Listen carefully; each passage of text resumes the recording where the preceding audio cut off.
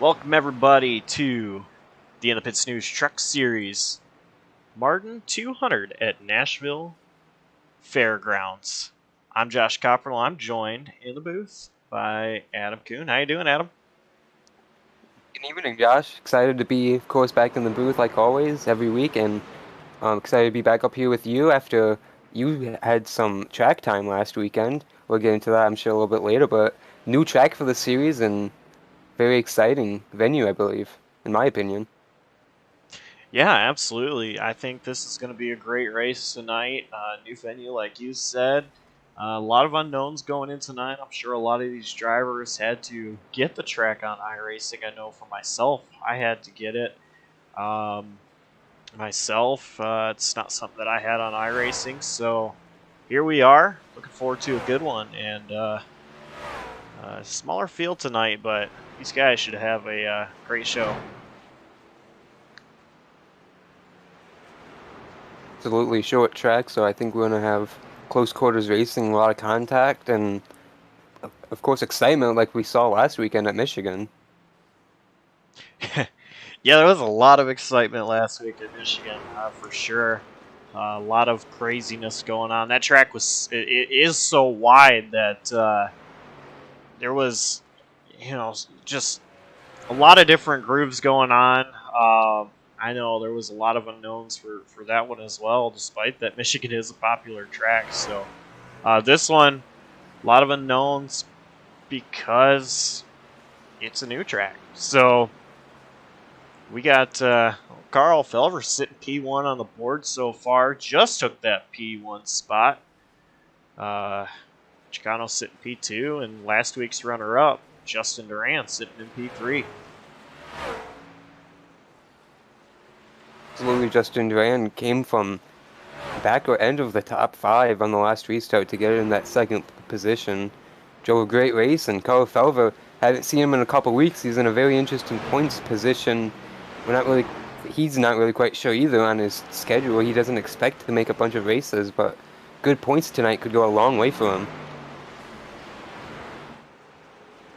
And it is getting towards the end of the season. We only have a few races left in the regular season before the chase starts. So points, a lot of drivers are really starting to pay attention to the points position, how many points they need, how far are they out from being in the top, 6 if they don't have a win inside the top 14. So a lot of changes going on as far as points goes. And Carl Felver, if he wants to make the chase, he's got to be careful here. Yeah, he's just 6 points out of the top 14 cutoff you mentioned. He has a win just a couple weeks ago at Richmond, the last short track on the schedule, so very good opportunity tonight, like I mentioned prior. So he's just going to have to hope to make the races he needs, and he isn't really quite sure if he'll be able to make all the playoff races, but I would say, pretty good opportunity to qualify for him if he continues running the way he has been in his limited starts. I'm definitely excited to see what he's going to be able to do here at the Nashville Fairgrounds. I know I was, of course, last week, being in Michigan, I had a little friendly wager going on with Dawson Allen, and that was that if I finished, in the top 10, I got to race another race, and he didn't have to broadcast. And this is the one that I was going to go with. Well, obviously, I'm here in the booth. So if you're wondering, am I going to do another race? No, I'm not planning to. This would have been the one. But I did get some laps in the truck here, and because it was one that, like I just mentioned, I had to get on iRacing. And so I wanted to know what it was like, wanted to see if I felt comfortable enough. And the setup that these guys are using tonight, it's fast. It's it kind of can be a handful for these guys as well. And these guys are going to have to watch how much they push going into the corners, because the rev limiter is going to be another thing that they're going to have to watch out for. So if they're not pushing in the corner, which I don't really expect them to be for longer run purposes, they're not really going to have that rev limiter hit at them. But I think one of the drivers mentioned earlier that If a driver gets a little bit of damage in the front of their truck, it may cost them a lot with the RPMs getting all the way up there later on in the race. Absolutely something to keep an eye on later. Very, like we mentioned top of the show, very new track and just some of the unknowns tonight.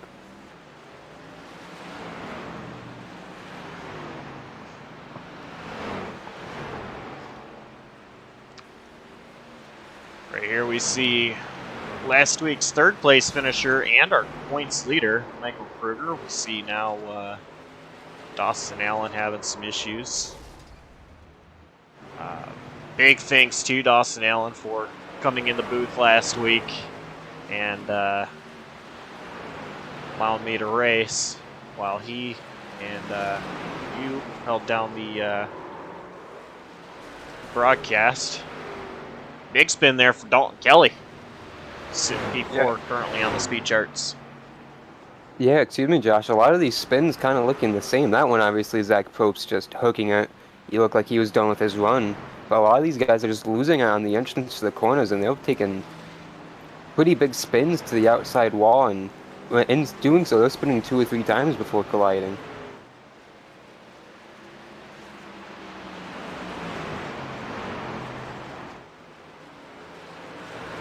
These drivers using as much track time as they possibly can to figure this out, but we're a minute and a half. So, Adam, who is your pick to win tonight?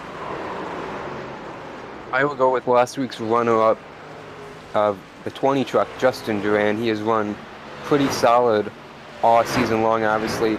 Pretty great run last weekend, and so he's been on a lot of momentum. He's in the top 6 now, finally, in the point standings. So I think he's going to be looking to carry this. He's got a good practice speed right now, too. So I think that 20 truck's going to be up there tonight. I'm going to go with a guy that he was so strong last year everywhere we went and finished runner-up in the points battle. Alonzo Chicano. He's not had the success so far this season that he had last season, but we come to a track where kind of pulls into his favor. Short track racing. I know Chicano is really good at them.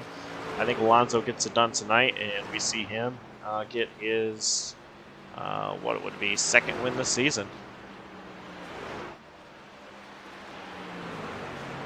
And he's currently 9/1000ths of a second off of Carl Felber, who, of course, is leading practice. 5 seconds left, and then we jump into our JCTV qualifying.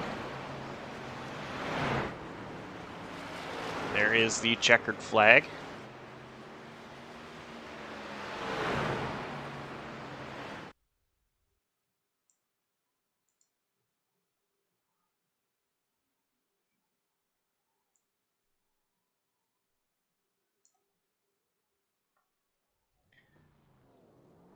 First one out on the track is Alonzo Chicano.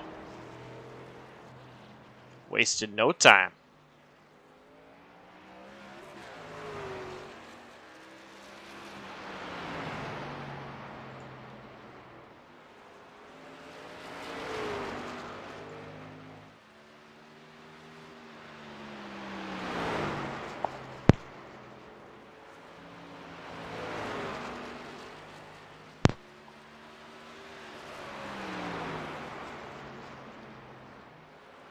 Very wide through turns 3 and 4, and he kept the truck pretty low down in 1 and 2 on both his warm-up lap and his first speed lap. Still pretty low in this end of the speedway, Josh.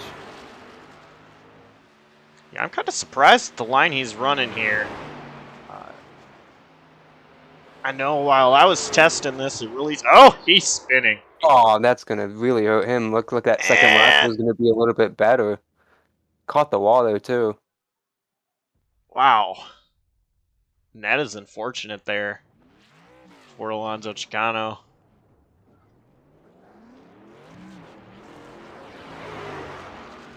Zach Probst coming to complete his second lap. Currently P1 on the board. No surprise to see him up there. He's been hot shoe in qualifying this season. 3 pole awards already. Looking to take that season-ending bonus home.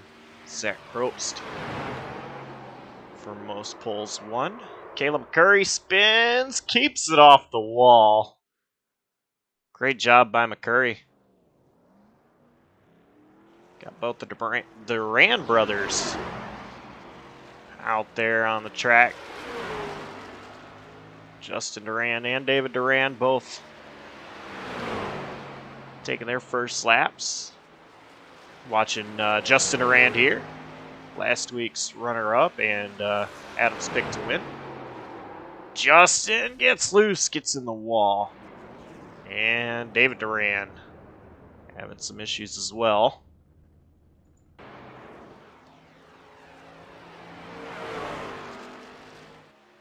Daniel Sponsky goes P7. An 18.878.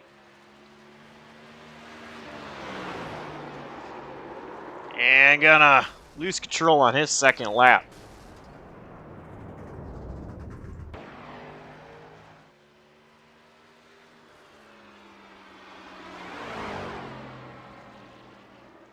Watch Michael Krueger, points leader.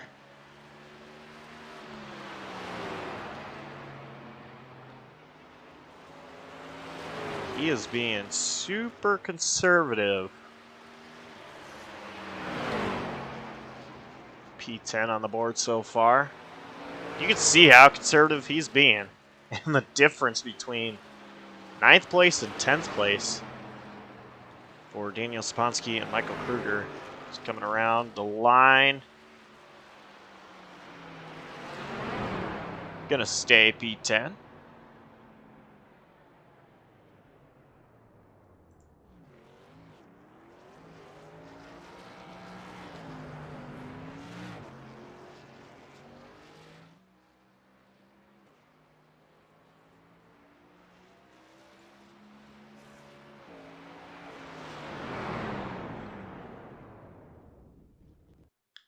Carl Felver was the only one on track that had yet to take a time. He's got 40 seconds to try to get something here. I don't think it's going to be... Well, he might have enough time.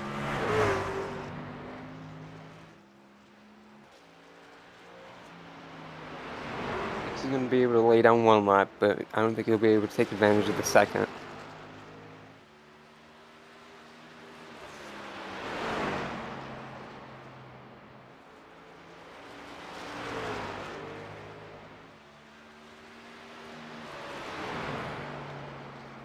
He is sailing it into 3 and 4.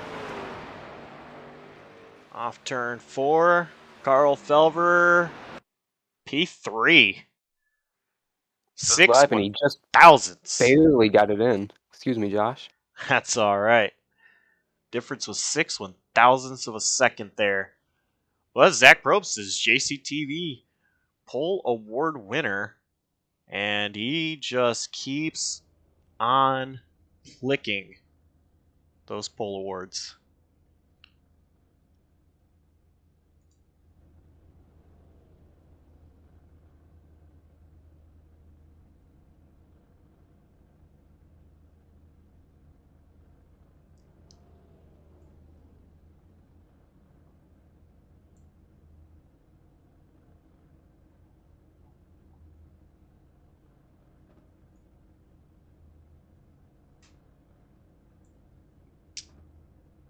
Let's go ahead and take you through our starting lineup.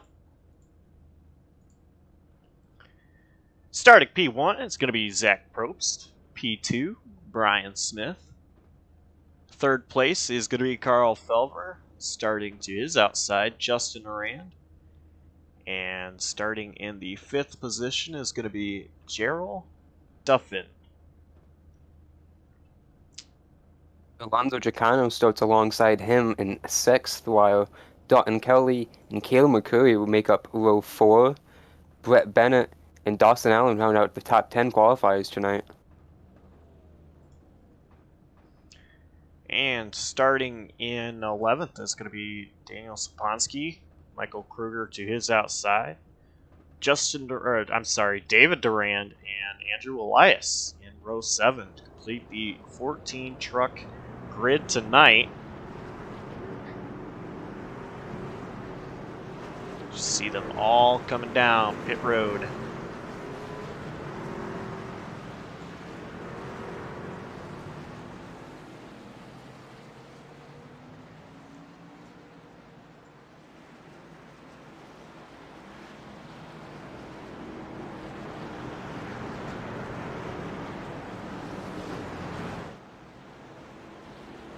And because this is a short track, we're going to take 2 laps around. So we're going green this time by.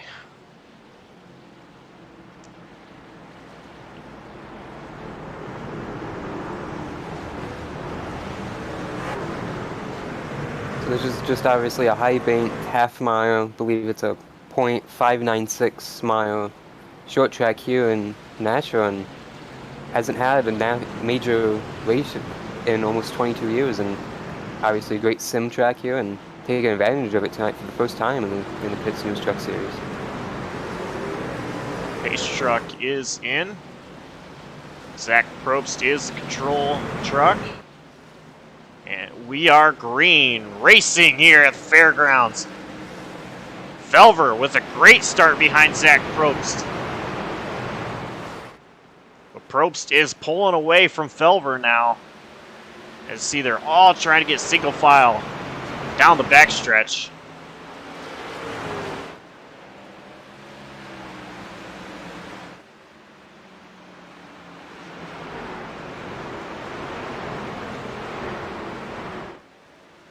Yeah, that was a very unfortunate start for Brian C. Smith. He got wheel spin there, it looked like, on the initial start on the outside lane, couldn't go, and he lost that spot immediately to Carl Felver.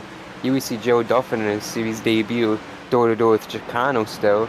They're still battling for that 5th position right now after 3 laps.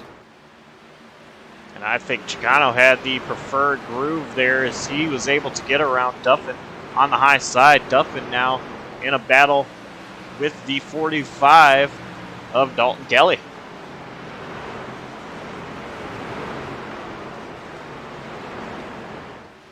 And Chicano may have gotten a little loose there off turn 2. Keeps it straight. Dalton Kelly is going to go too hard into the turn 3. Hit the wall. We stay green. It was a big slide on the entry in the corner for Dalton Kelly. We saw Zach Probst put in the chat in our pre-race show that there was a lot of slide into the entrance of the corners. I mentioned it earlier in practice. We saw that exactly happen to a lot of trucks. A lot of damage, but like you mentioned, Josh, we're still green, and he's still winning that thing. He is 7 seconds behind. Crash on the front straightaway. Big pile up with Jared Duffin involved. Wow. Let's go back and see what happened.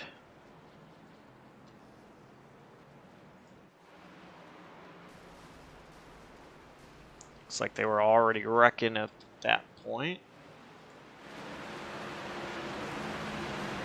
Duffin just kind of got loose, clipped Brett Bennett. Curry gets a piece of it, as well as David Duran maybe just getting a small tap from the accident. It was a big snap, that 91 truck, and once he lost it, nothing Brett Bennett could do, and he was an innocent bystander there, and big contact from behind, too. Brett Bennett, the only truck down pit road. As I say that, Kayla McCurry is down pit road, as well as 45, Dalton Kelly, and 91 of Duffin coming down pit road. It's not what Brett Bennett needed in the slightest. He had moved into the last position in the top 6 on the unofficial playoff standings before this race. And he's been having a pretty good run of races lately, top 5 in the last 3 races. And he's been carrying a pretty good stretch of top 10s. Every driver that I just mentioned, with the exception of Dalton Kelly, stayed on pit road, so we got 3 drivers. Laps down now. Brett Bennett, 2 laps down. Curry and Duffin 1 lap. You see Dalton Kelly doing his best to stay on the lead lap.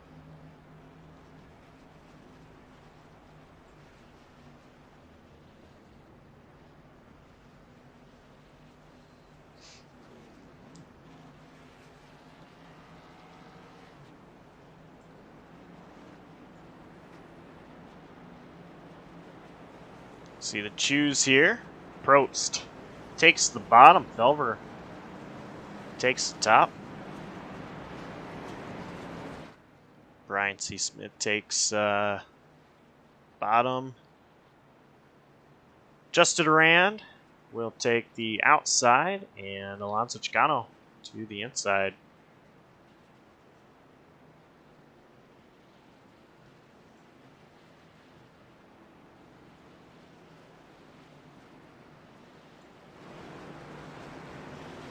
Pace truck comes in. Probst goes early. We're back under green.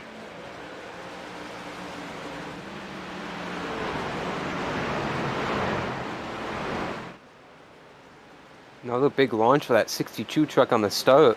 Carl Felver wasn't able to get a good launch with him, and he's kind of stacking up the rest of the field here. See the double wide for 4th position with Justin Duran and Alonso Chicano. Justin Duran gonna pull ahead of Chicano.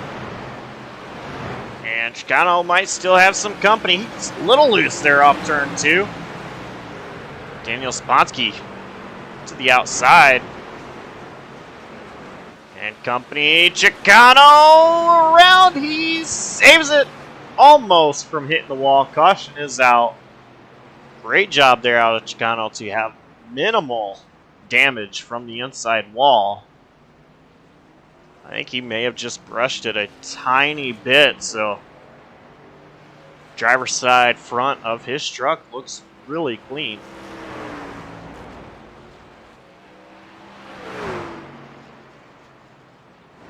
That was a very lazy slide out of the corner for that 25 truck, and very fortunate not to be hit from behind as he was sliding down the track, but hopefully that damage to the front end is not that much to hurt him rest of the going. Long way to go tonight, Josh. Not a good way to start off your evening. The good news is it is still early in the race, so drivers like Chicano can rebound from here.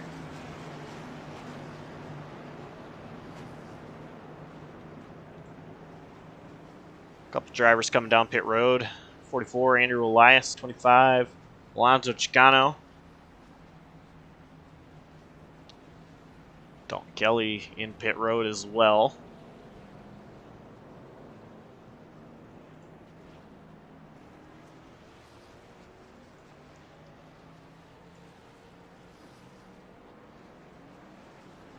Go ahead and look at the choose rule here. Green area you can be at as you cross the start-finish line. If you're caught in that red area, you will be penalized. And most penalized driver this season for that choose cone violation has been Alonso Chicano. A couple of penalties on the season already.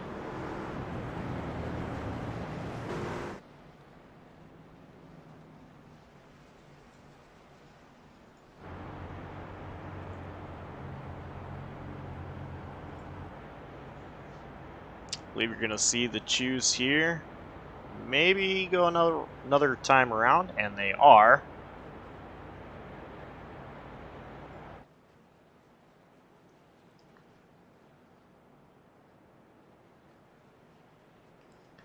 Zach Probst still out front, though. Every time he's gotten the pole so far this season, the start of the race has not been very kind to him. So this time around, different story. He's still leading. And he's got a fast Carl Felver just behind. But 17 laps in to the Mardon PC 200. 200 laps. is the distance. And there they go, taking the choose rule. Probe selects the top this time. Felver all the way down to the bottom. And you see how the first 3 rows will line up. Well, Josh, you mentioned the 62 truck not having the best of races from the pole. Pole starter last week in Michigan, came out of nowhere to be on the leader in the overtime restart, but he was passed by Alexander Khirfan in the last laps and then knocked into by Justin Duran for P2 in the final corner. He was not happy with the 20 truck for that. They laying out nose to tail, Josh, for this restart. And Prost with a great restart once again. He's using that advantage of being able to go when he wants to his advantage after the pace truck pulls down pit road. So already gap between himself and Carl Felver. Yeah, Felver got a better restart than he did last time, but still not that great. He's under pressure, big pressure from Justin Duran using the top of the track. Here we see Alonso Chicano and Michael Krueger racing deep in the field, well, 7th out of this very low pack now, as after the few crashes we've seen early in the race. Krueger doing a great job hanging on to his spot in front of Alonso Chicano.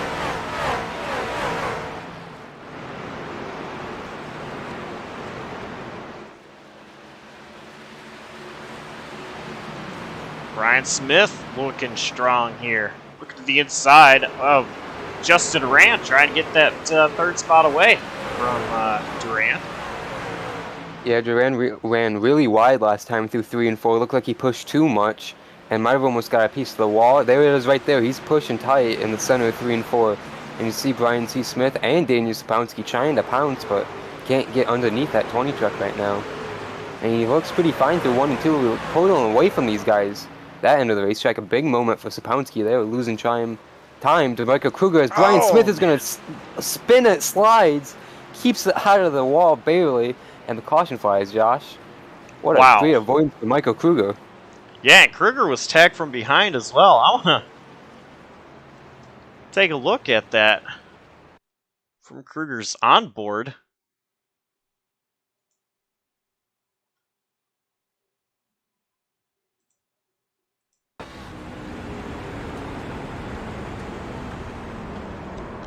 So there, he does a great job checking up, and David Duran into the back of Krueger.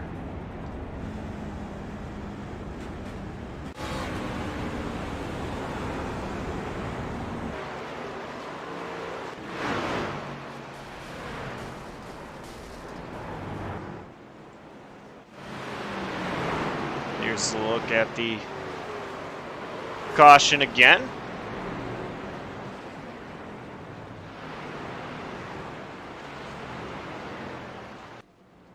A little minor contact with the wall for the 54 truck of Brian C. Smith, but doesn't look like he has major damage, and 24's pitting. I wonder if he's got contact or damage from that contact. I would assume for after hitting Michael Krueger pretty good there in the rear end. I see a little bit of right front damage there on the hood of that 24 truck.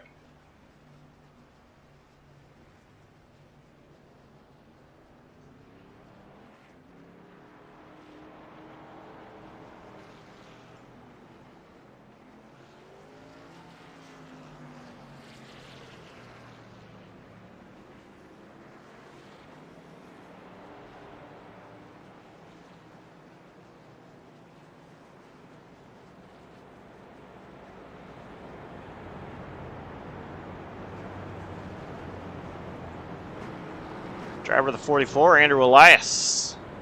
Noticed he's been taking it real easy here. And he's in P8 now. That start, he was hanging way back from everybody else. He was in last place when that first caution came out. And because he was so far back, he was just able to keep it slow and get around everybody.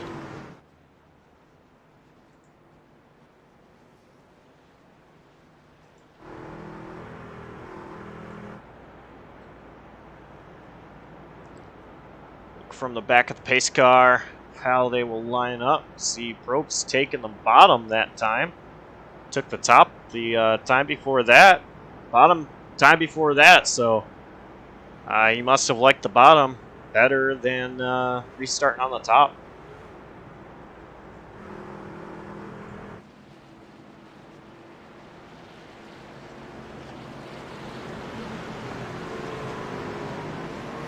Pace truck is in. Probst once again gets going.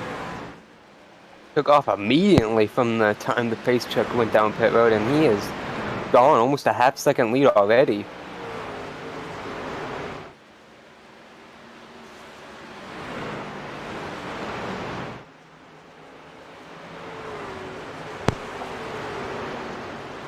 Alonso Chicano side by side with 54, Brian Smith. See just in front, Michael Krueger battling with the 20 of Justin Duran. And Krueger's going to be able to get ahead of Duran. Still side by side, Chicano and Smith.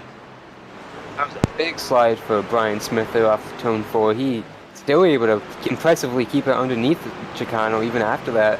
Despite that, still loose off of turn 2. Now he's going to finally concede the position, tucking line right in front of Dawson Allen. The one thing that surprises me here, Adam, is I saw a couple times Michael Krueger passing drivers from the bottom, making it work, and not having to do something crazy to keep the position. Whereas Alonso Chicano's been using the high line and making that work. I actually am a little bit surprised that Krueger has been able to use the bottom already in this race to make a couple passes. I personally would have thought that the top would have been the way to go. Meanwhile, though, Probst has his first pressure of the race. Carl Felver, right there, Felver may have gotten loose. Yeah, very squirrely with the rear end there off of turn 2, but he is right on the back tailgate, or trying to get to the back tailgate of Zach Probst. He is putting the pressure to that peak performance 62, obviously, as we close in, I believe, 16 laps to go on the stage. Felver doing a great job just following in the tire tracks of Zach Probst. And using the bottom a little bit more on exit than Probst is. He is searching around right now. He's trying to find anywhere that 62 is not, so he can get a great corner exit. And right there, he had a huge run through 1 and 2 and able to utilize it down the backstretch. See if he can put it together here on this end of the speedway. Now looking to the inside, can't quite peak yet. Now going higher than Probst by a lot, but really getting that cut. Very good exit there. He undercut that greatly. That was a perfect diamond trying to get underneath the 62, Josh. And they're going to be side by side. Probst with the advantage, though. Probst keeps the lead. But I think Felver found something. Probst might have to try if he wants to keep Felver behind. The good thing right now for Probst is he's keeping sure he is on that outside lane, which is going to allow him to have more motor down the straightaway, keep his foot in the gas on the corners, the higher bank corners, and he's going to have a much better run at the end of the straights. And we see that he is able to hold charge on this 15 truck because of that.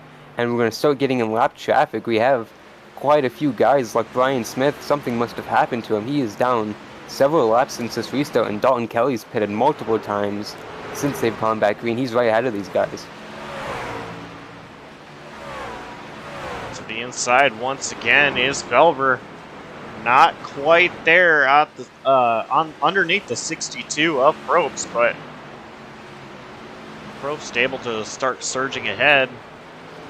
Felver once again looks underneath, still not quite there. Now Felver taking a top line approach, but Probst kind of blocked that. 15 undercut him again, but he got really squirrely off the exit of the corner.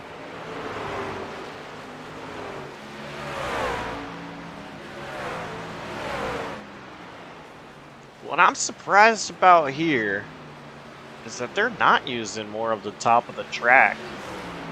When I was doing some testing, I found that where I was comfortable running was about that second lane from the top, where these guys look to be about in the middle. Probst washing up a little bit there. That's going to allow Felver to get underneath. Probst with the advantage, though, on exit. They're still side by side into one. Felver driving a little bit harder. They both get sideways. Yeah, and he paid the price for it. He couldn't get the throttle down on the exit. He almost lost control of it. But this is the first time he's had the nose out in front. He's going to try and take the 62 wide there on the exit. But Probst, with the high line advantage, clears him almost. Can't quite yet do it. And Probst did lead that lap.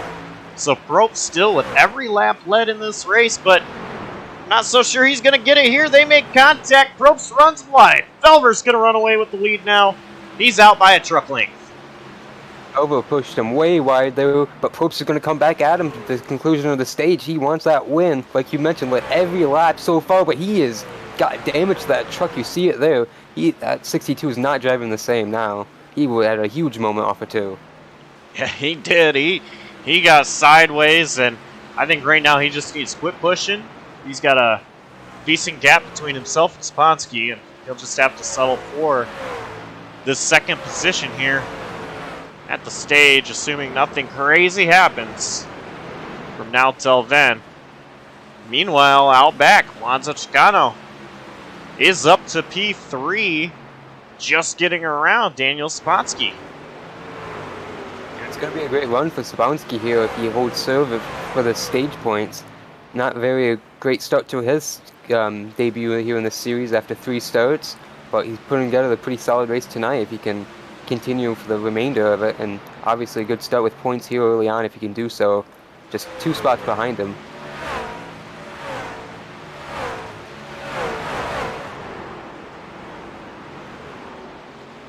Carl Felver is going to cross the line. This will be the last lap of the stage.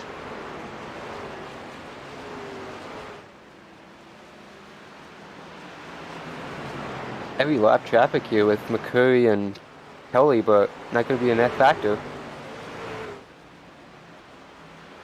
Oh, Alonso Chicano! Caught the wall. He might have caught both walls there. Definitely got in the inside wall, Josh. Big damage to that left side. I'm wondering, Adam, if he might have been trying to find the caution button to bring this caution out. This is an admin thrown caution for the stage. Of course, Cameron Caldwell is not here tonight. That's something that we have not talked about. The NASCAR Xfinity Series is out in Portland, and Cameron was out there watching the race. So he's not here tonight to do his admin duties. Of course, Chicano, an admin of the series as well. You see, he's got big problems now trying to pit, and he lost the position. That was almost disastrous driving into that pit attenuator. That could have been even worse. Yeah, he's just having a lot of issues right now. I think it is just trying to focus on being the head admin, the only admin here, as well as being the driver. Everybody comes down to pit road that time except these guys here. David Duran stays out. 47 Brett Bennett already many laps down. He couldn't pit that time, but gonna take the wave around this time. David Duran still staying out. So yeah, we saw David involved in one of those cautions in that opening stage, and that was a very disjointed opening stage. A couple cautions early, and of course this being a short track that just bleeds the laps, and he was able to one of those earlier yellows he was involved in when he fixed the front end of that Silverado. So could be a strategy play here, try and get track position and lead some laps tonight. We've seen how difficult it is to pass trucks at a time, so why not pass a whole bunch there? yeah, I think this is a good call. Oh, he is going to bring it down pit road now. Well, last minute call there. couple of laps after the caution has been out. I think we're 1 to go this time, so a very, well, no, not quite 2 to go, I guess. But still a very late call for him under this yellow. So Felver's going to have the race lead, and he's going to have Zach Probst right with him. We don't know how they're going to line up just yet, but I think Felver may take the bottom here, and Probst could take the top.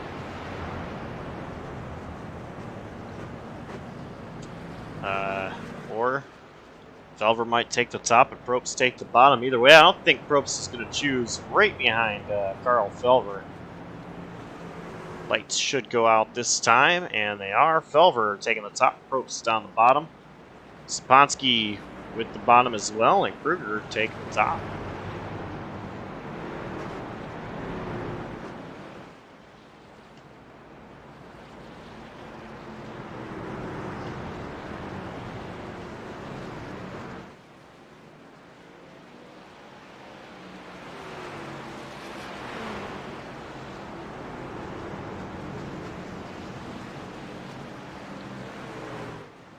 Pace truck is in.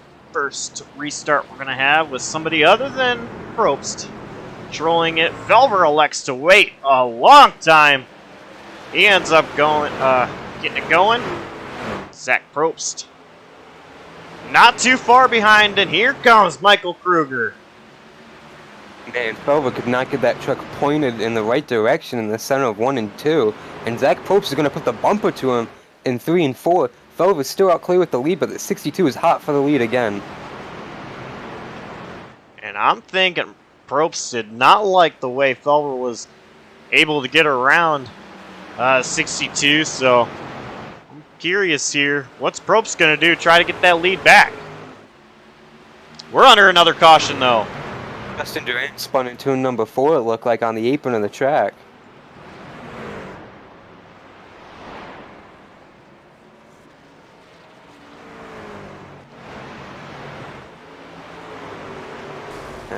What we've seen a lot tonight, and he got his teammate Alonso Chicano with heavy front-end damage involved in that. Wow.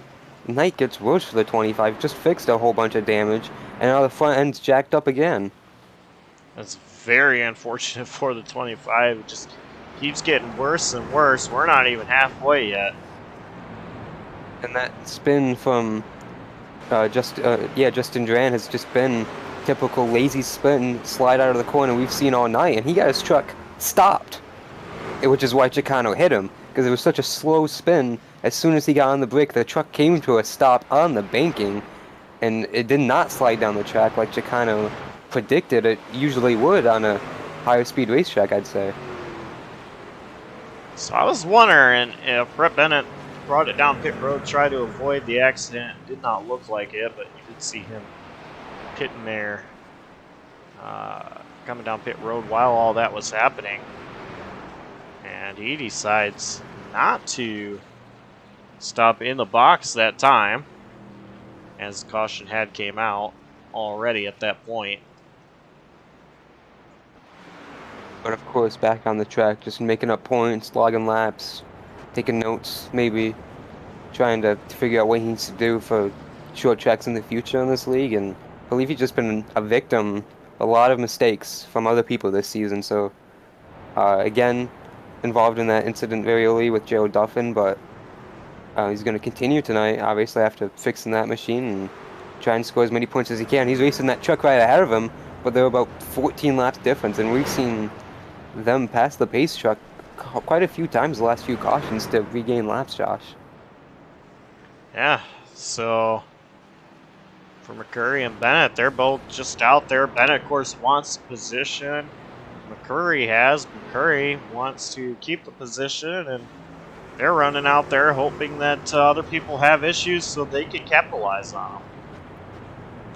And I'm not quite sure. I think admins are letting these laps go back to these guys since we have such a low truck count tonight, and we had that 3-car pileup early on.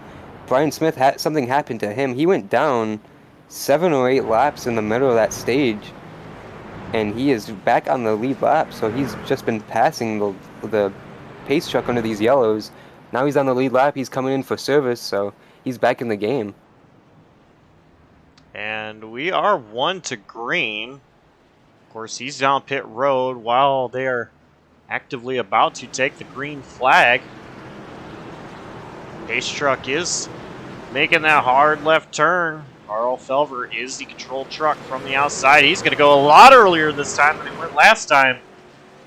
Probst able to get ahead of the 42, Michael Krueger, who is right there trying to get the spot from that 62. And Saponski right there with the 42 as well.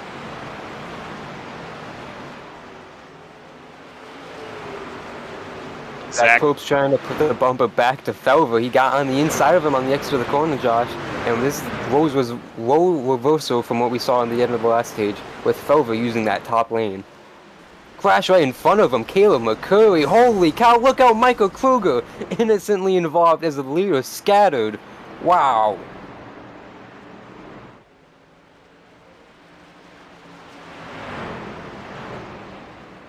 That just changed a lot of things. Yeah, that's,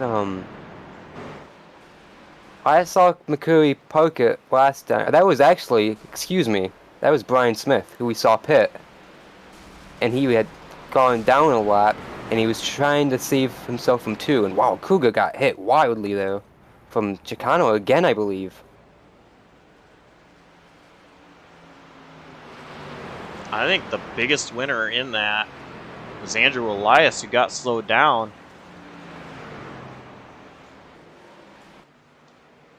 I am surprised Felver and Probst got around him, because they were side by side, obviously, here in last minutes decisions there to get around him. Ooh, you know what, Adam? I was just looking at Krueger.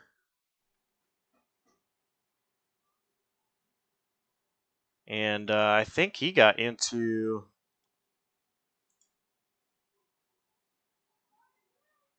the back of our leader.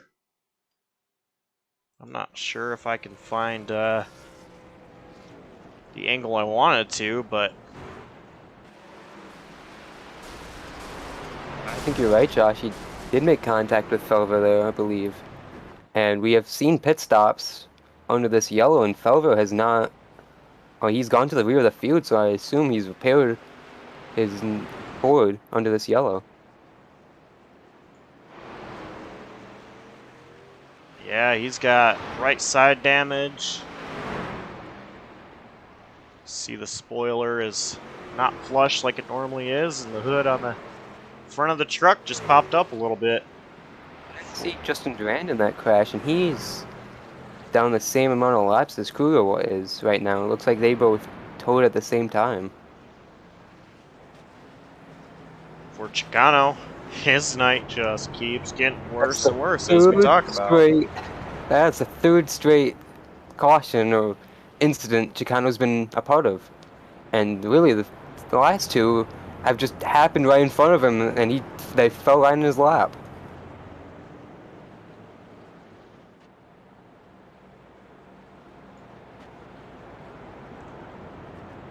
I'm not so sure we're going to have much of a field that doesn't have any damage on it by the end of this race. Right now, you see the top 3 all with some damage. No, I think you're right, Josh, and I think that's why the admins were waving those lappers through. But unfortunately, that caused an accident here recently, so we'll see if that continues tonight as we see the choose cone there. I see a truck that's pretty clean, but I'm not going to point it out because I don't want to jinx him, but I'm sure you can guess which one it is.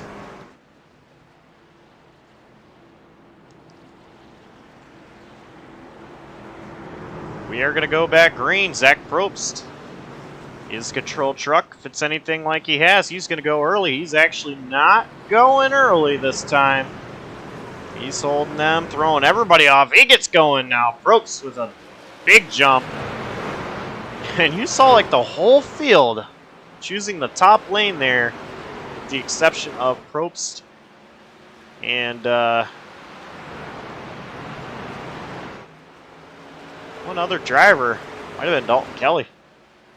I believe it is Dalton Kelly who's finally back in the game after, I believe he got on the wall in the opening 5 laps. He's on the lead lap up in the top 5 now. And yeah, Daniel Stepanowski, but it's not able to threaten Zach Probst really on that restart, despite 62 completely shaking up his strategy. But 51's not letting him drive away, as we've seen Zach Probst have as big as jumps early in the going.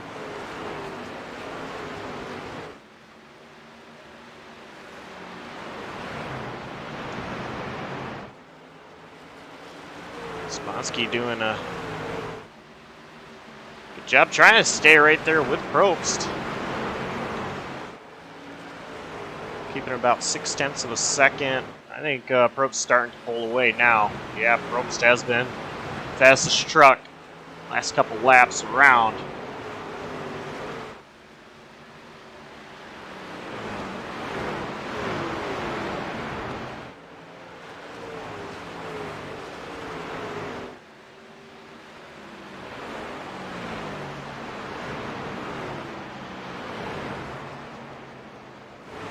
Dawson Allen and Carl Felver battling here for the 7th spot. Yeah, surprised Carl Felver hasn't been able to make a lot of ground on this restart. He's only passed Dawson since they've gotten back going and really not really in touch with anyone. Dalton Kelly's just right ahead of him, but not closer to him as you would expect for these guys. Just restarting. You see the damage on Dalton Kelly's machine still.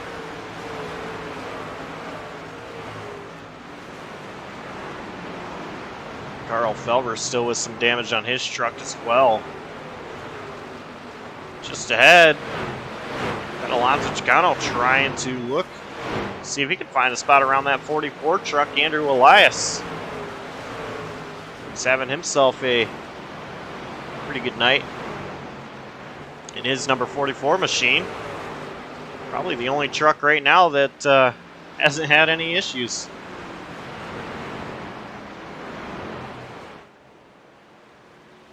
Oh, man, David Duran got sideways there. That's going to open up the door for Elias. Oh, wow. Elias washed up really bad there on the entrance because he wasn't quite sure where Duran was going to run, and Chicano took advantage of that. 24 has been sliding all over the place the last few laps on both entry and exit, as you saw evidence a moment ago. And Carl Felver, here he comes in the mix now. He's trying to take advantage of this dogfight for what would be the 3rd position after all this. Andrew Elias looking underneath 15. Carl Felver not quite able to get up there. Carl Felver trying to put pressure on David Duran, though, for the 4th spot. Felver underneath. The line Duran has been running has really been kind of diamonding the corner. When you got a truck on the inside of you, you can't hit the apex as the way you want to.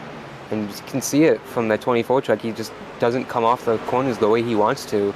Racing door to door with Felver, and there he went really wide in turn 3 and 4 and got clear of Felver.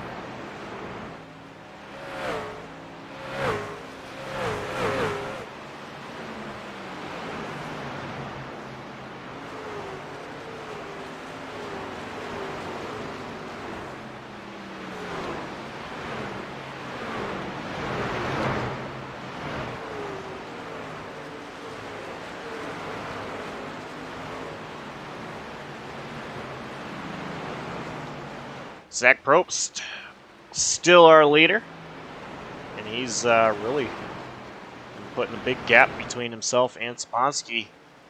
Probst coming up to some lap traffic. It's 47 Brett Bennett, who pulls out to the inside. Zach Probst, of course, starting on the pole, almost leading every lap for the first stage, but got passed by 15, Carl Felver, and finished 2nd in the stage. Trouble for Daniel Sapowski when he was getting passed from Chicano. Looked like he got the fence and maybe in the left side of Chicano.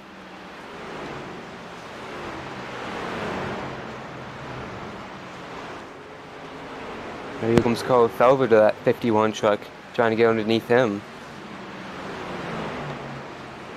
They're going to be 3 wide for a moment with the lap car of Caleb and Curry going all the way to the outside, allowing them to get by. Lap 15, Carl Felver. Talked about him not getting a great restart, starting to climb up through the field. He's up there now. He's P3 and right behind P2, Alonso Chicano.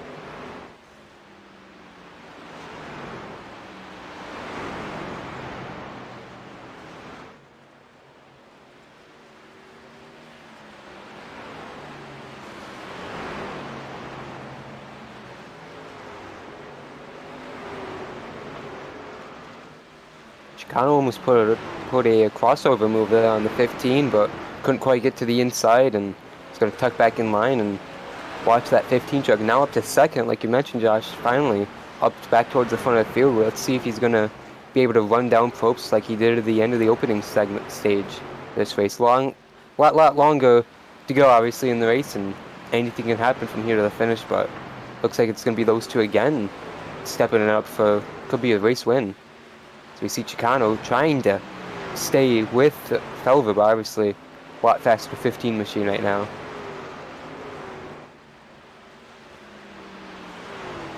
Yeah, it appears that Felver's been the fastest truck on the track last few times around. So Felver, he's coming, and I'm wondering if it's a matter of him pushing his truck or if Probst has started to kill his tires a lot more than expected here.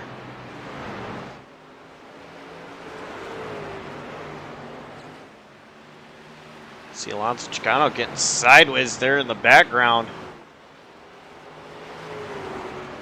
15's making big strides on this race lead. Holy cow, he has mowed him down on that bottom lane, and he's gonna move up a lane to stay right behind Zach Probst, but he would ate up that gap using the bottom lane, and Probst is gonna defend into the corner here.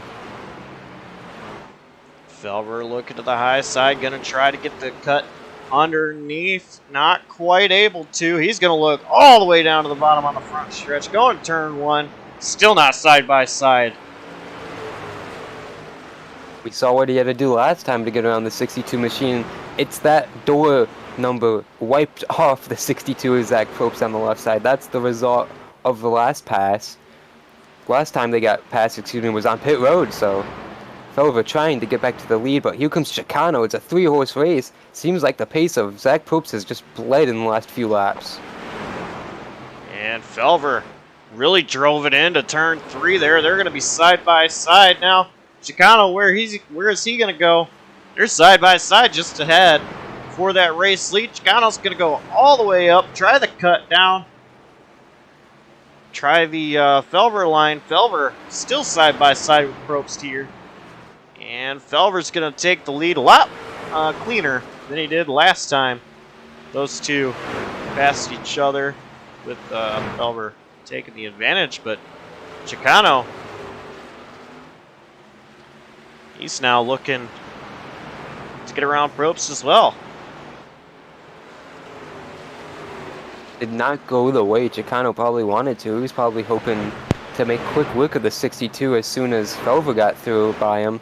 Because 62 was just kind of, out for lunch there once Felver got to the inside of him and cleared him, but Chicano was not in position to take advantage, and he is getting held up from Probst right now as Felver drives away, already a second in the mirror to these guys.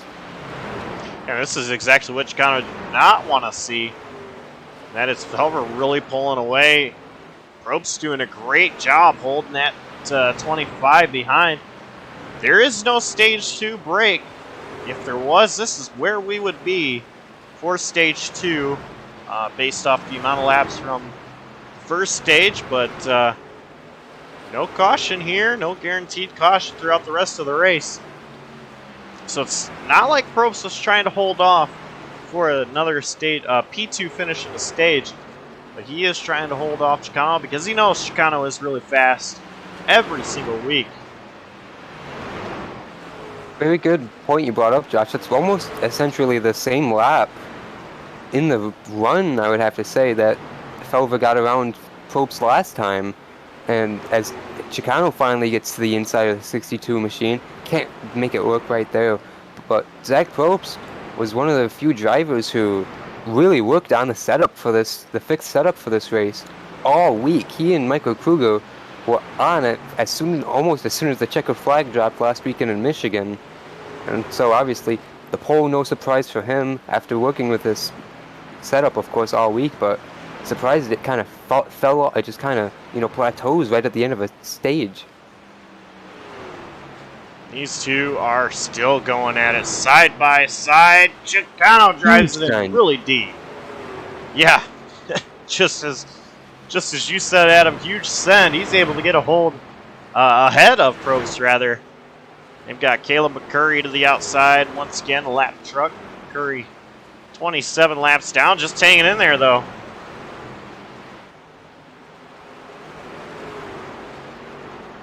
I'm honestly not quite sure if Chicano's that much quicker than Probst. Fowler has driven 3 seconds away from these guys. But Chicano is, of course, a bit faster than Probst right now in the run, but I wouldn't be too shocked if these two stay close together and continue to race it out for this P2 position. Yeah, Felver has been the quickest truck on the track ever since he took the lead. Just keep on consistently turning the fastest lap time and time again.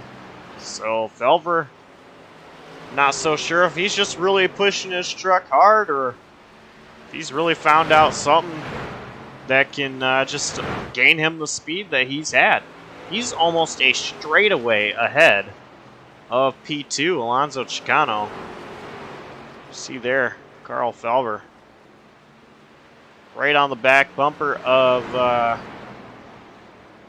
Dawson Allen, who is going to go a lap down. Dawson, of course, P8.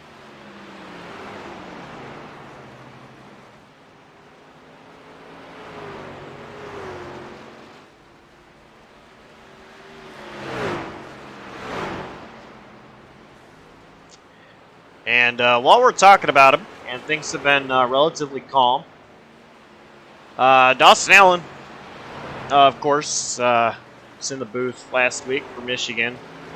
In case you missed it, it was a bet between, a little friendly wager, rather, between myself and Dawson Allen, that if I could finish 10th or better, I'd get to do another race, and he'd be in the booth, as I was racing last week in Michigan.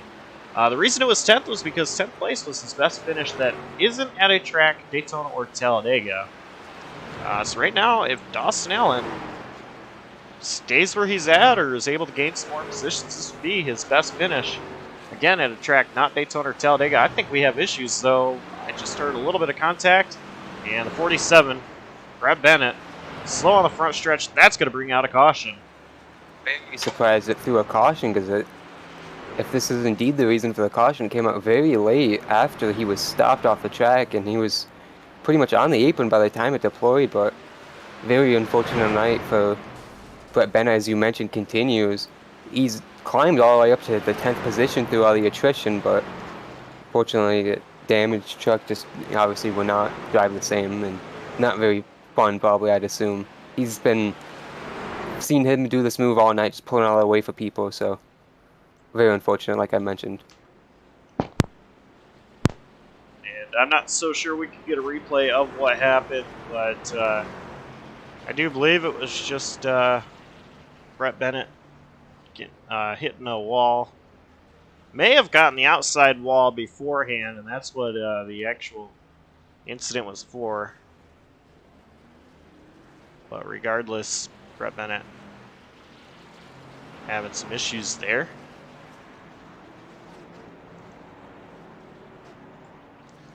Carl Felver is the first one off pit road.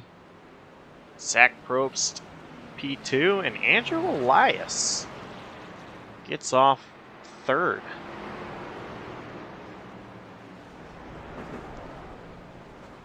Dawson Allen should be the wave around truck.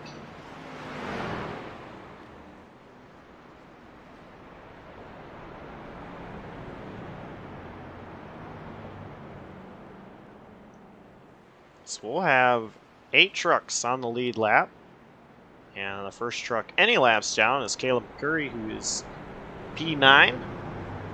And you see McCurry in 29, just ahead of the 15 truck there, who is the leader, Carl Felver. 115 coming to 116 laps down. 85 laps to go in the MardonPC.com 200.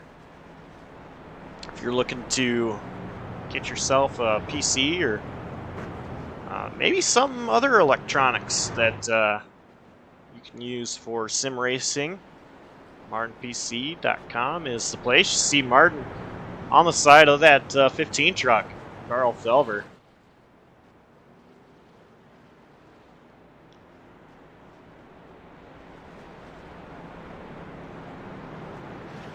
Mardon PC has been a great supporter of the ITPN Truck Series, and glad to have them as a supporter. Brian Haynes.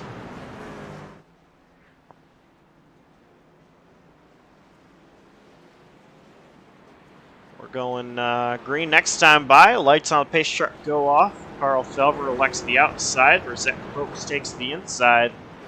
Alonzo Chicano to the outside, and big shout out to that 44, Andrew Elias.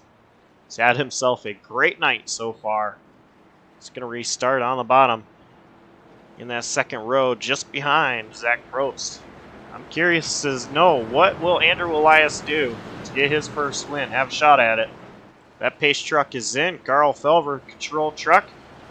He's going to get on the gas. We're back under green.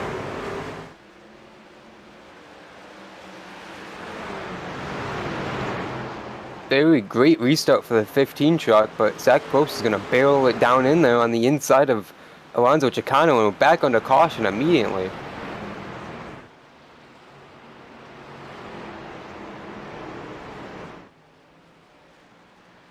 And caution is out once again.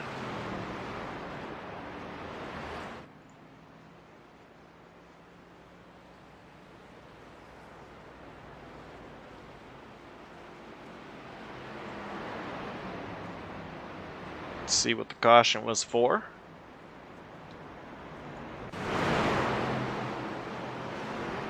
Dawson Allen going around. Once again, like I mentioned, very slow slide, and he was very fortunate not to get hit right there. Obviously tail end of the field, but still a couple trucks he was racing right near, and he was lucky not to take out anyone else or, have more damage. Just very innocent spin. We see a couple, or he's going to come down for service here and get new tires on.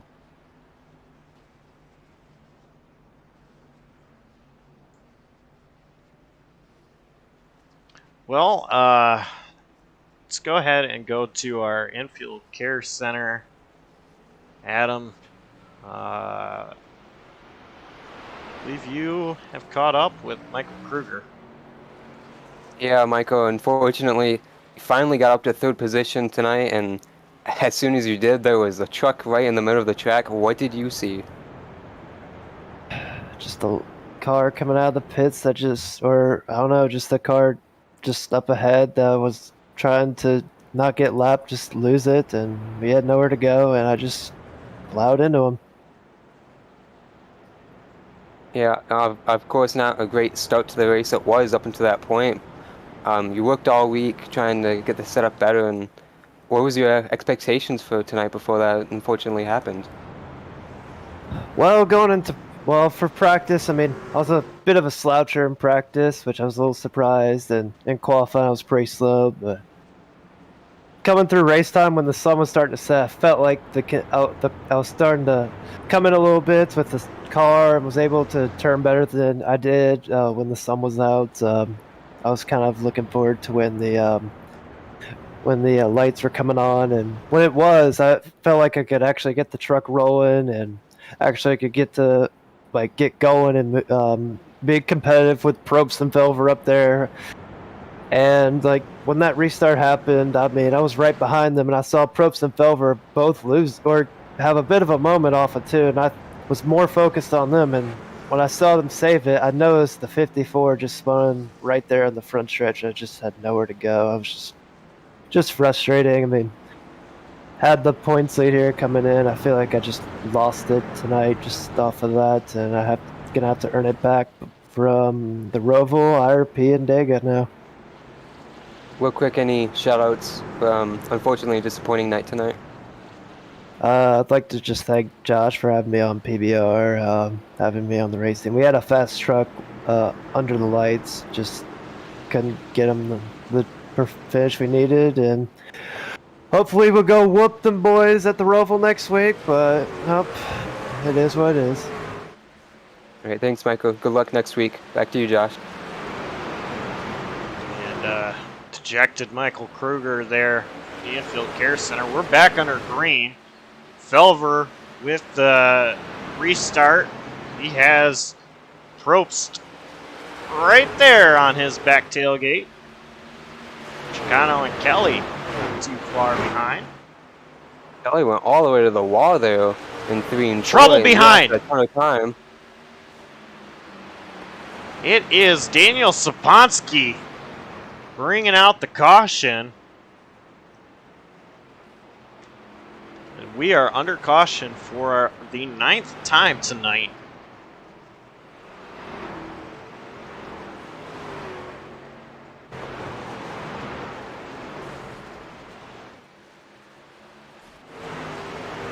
Oh man, he got the wall in the center of 1 and 2, and it looks like he collected another truck.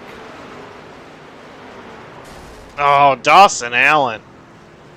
Oh man, that was the opposite of what I just said last caution. When Dawson was, he did the same thing. He slid in there, but unfortunately for him, at the time, collected nobody, and this time he's the innocent bystander. Now he's gonna have to bring it in and fix that 79 machine. Daniel Saponsky lost in 1 and 2.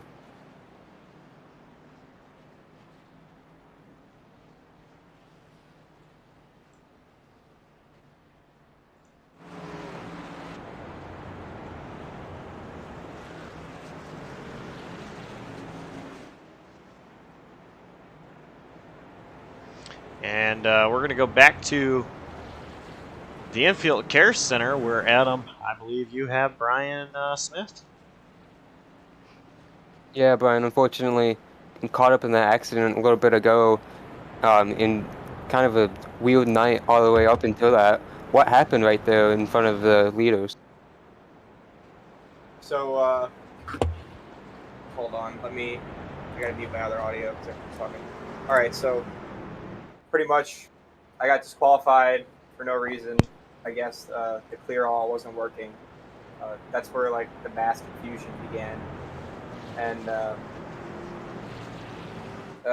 we were trying to get Brett to clear it. Admin privileges were given to him by Alonso, and then Brett didn't know what to do. It kind of sounded like he was going to cry, and then he couldn't clear all.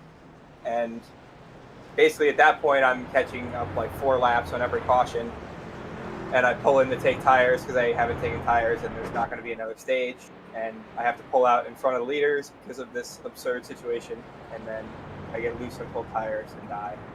That's pretty much it. Well, thanks for explaining. We saw you make all those laps back, very confused about it at the time, of course, so thanks for explaining. Anyone you'd like to shout out? Unfortunately, not the night you wanted to have, of course, but Yeah, still pretty fast truck up into the point. yeah, it was nice to be second up on the board, feel fast for once, but I mean, no disrespect to the people running the league. I know they were all trying their best. It's just like a weird situation with iRacing. It's a complicated game. There's always going to be weird stuff that happens, but it still hurts. All right, thanks for your time, Brian. Good luck next week. Have a good night.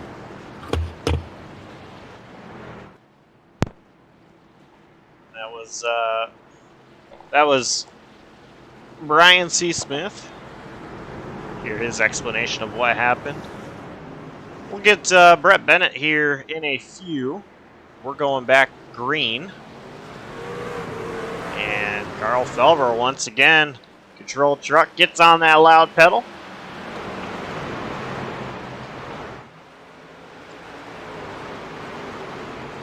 He's got Zach Probst not too far behind.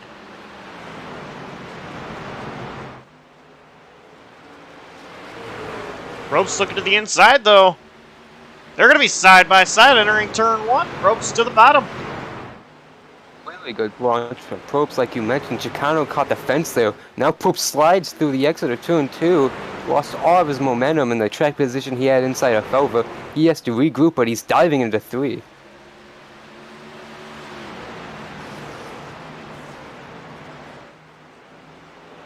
And still, right there. He's on the attack right now. Yeah, he is trying so hard. Get around that 15 truck. Probst, we know he has a very fast Ford F-150, and so does Carl Felver. Probst really wanting that spot back, though.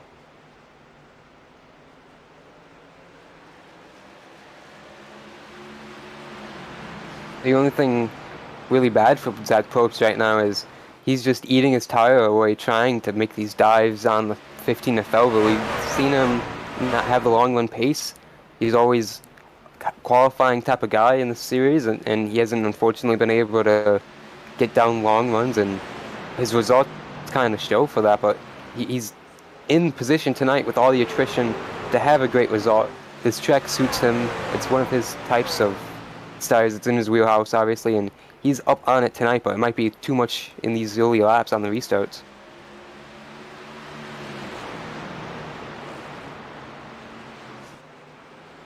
Well, let's go ahead and go back down to the Infield Care Center, Adam, with Brett Bennett. Hey y'all. Yeah, this was not my night, I guess. Thought we were fast and way more street sweepers Ford F-150, but then racing lap 5, just had a guy get loose outside of me, hit me, send me in the inside wall. Crew worked hard to get it repaired. The virtual crew worked hard to get it repaired, and then got back out, and then the engine blew right past pit entry, so I wasn't able to get it back to the pits. So, just wasn't my night, I guess. Definitely hurts some points. Talking about points, it's not too much longer, and we'll be looking towards the chase. How are you feeling going into next week at Charlotte Roval? The Roval's I am not a good road course racer. I think we saw that at Watkins Glen. So I'm just hoping next week to try to just maximize whatever points I can get, try to run a clean race, and just hope it turns into a wreck fest, I guess. I really hope to be above the cut line heading into Dega. I feel very confident at Dega based on how I usually run there. But it's Dega. You don't know what's going to happen. So I'd rather not be in a position of having to win or run really well there. But we'll see what ends up happening. Hopefully, from a selfish perspective, I kind of hope Probst doesn't win tonight, because that would absolutely kill me. So. Well, who gets it done behind the 47 truck? Yeah, I mean, I gotta thank Dawson for his work. Real quick, Brett, I'm going to cut you off just for a second. We are under caution. Alonso Chicano just spun it from the 3rd position. And that's going to bring us out, once again, another caution. Yeah, just a few laps ago, Josh, he was racing Zach Probst. He was on the inside of him, and then he fell off immediately. His pace did not match those top 2, and there you see him sliding in the corner. Another spin on the entrance to turn 3. Very unfortunate out of that 25 truck, but I don't just want to leave Brett hanging, so there we saw the replay. Go ahead, Brett, and apologize for cutting you off. All good. Yeah, that's something I think you've been seeing a lot of tonight, what just happened there. It's the setup, it's challenging. It wants to get loose in, and then it's good in the middle, and then you have to be real careful with the gas. I think that's what happened to me is the guy outside of me, I'm blanking on the name, but he got loose off the 4 and just hit me and sent me in the inside wall. And it's challenging. I really like this place personally, but it's definitely been a night of wrecks and a lot of stuff happened. Yeah, I'd like to thank Dawson Allen for my paint schemes, rest of SBLD, Dalton, Brian, Danny, Andrew, Jeffrey, Tyler, and anybody else for just it's great racing for every week. So, and then add into this league, putting this together, and y'all for broadcasting, because it's just been, this league is probably the best one I've run in this season, especially. So, yeah.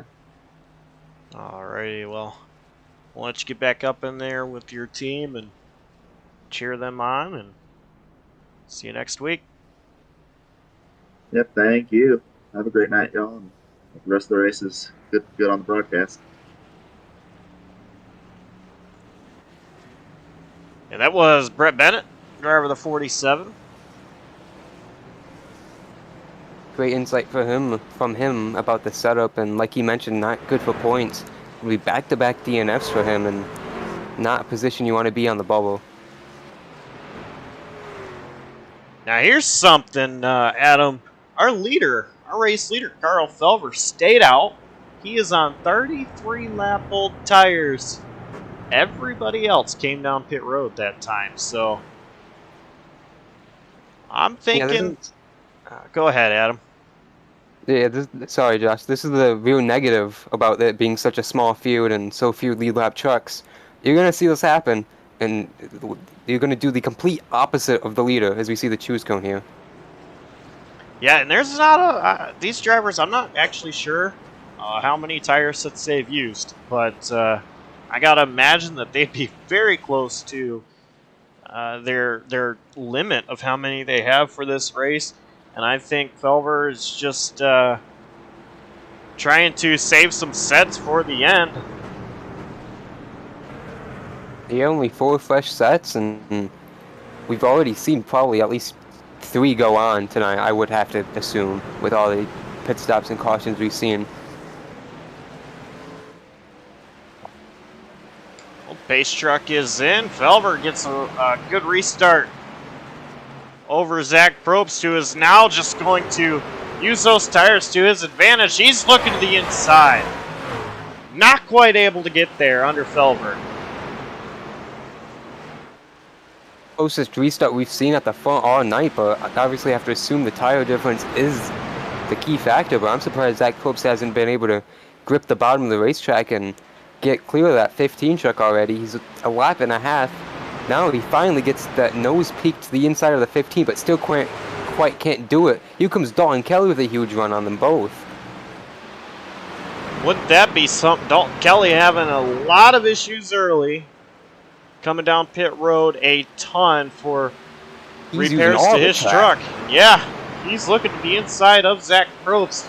This would be amazing if he's able to get by Probst, have his sights set on Carl Felver, but tuck it in right behind that 62 truck once again. Probst still has P2, but here is Andrew Elias having himself a clean night so far, looking underneath Dalton Kelly for that third position. I was shocked Kelly wasn't able to get second from Probst a couple laps ago. He was flying, no matter if it was the top lane in the corners or the bottom all the way down the straightaways. He was all over Zach Probst. He looked to be faster. But now you mentioned Andrew Elias with one of the few clean trucks on track right now, trying to get by his teammate, and he's hanging right there with him. But these guys separating up at the front now. Except for Probst, who is not letting Felver get away, but he still can't do anything despite the tire difference. And I am super surprised that Felver still has the lead. Probst trying. I think Probst may have gotten the apron just a little bit with Schups at his corner. And Felver's still with the lead. Like it. Probst has been very more aggressive, showing that nose in each entrance at the corner, but he has not put the bumper to him yet, or really been close enough to drive it wheel to wheel in the corners yet.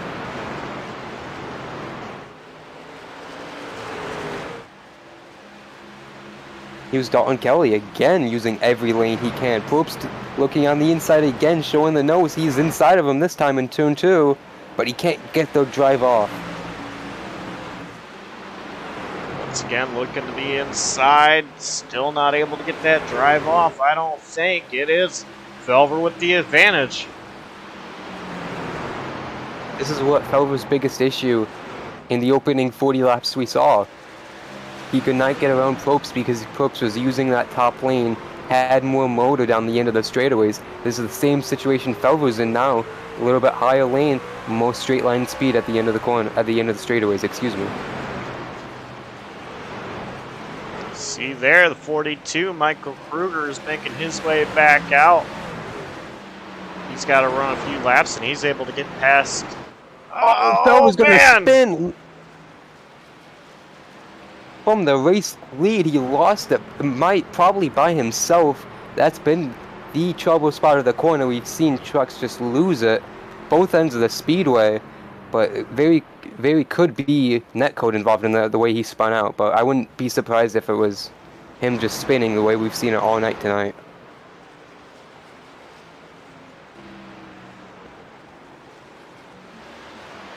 I don't think there was any netcode. He was out there. I think he just got too much. Had too much speed going into the corner, and that's what looped that 15 around. He's not going to have a lot of laps to play with to get through. It's a very small field, but we saw him have trouble before trying to get cut through the field and didn't have great success very quickly, but he was very fortunate. He did not get T-boned right there the way he was in the middle of the track. First he had Dalton Kelly hot on his heels coming in full speed, and then Andrew Elias and I believe Michael Krueger had to take evasive action to the flat in the center of the corner to miss him.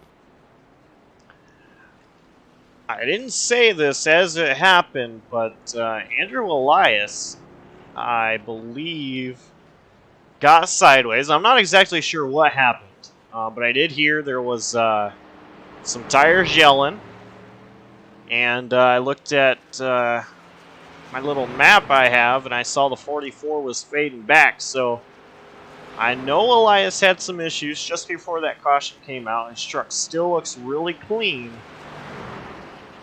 So this caution helps Andrew Elias out, but he's going to be in that 7th spot, it looks like,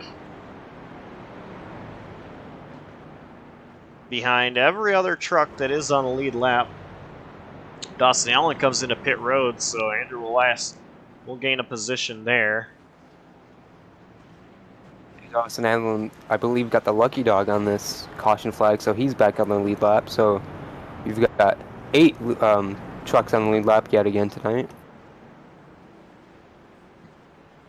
Yeah, we have 39 laps to go. Gonna restart with, my guess is about 37 if they take the 1 to green this time.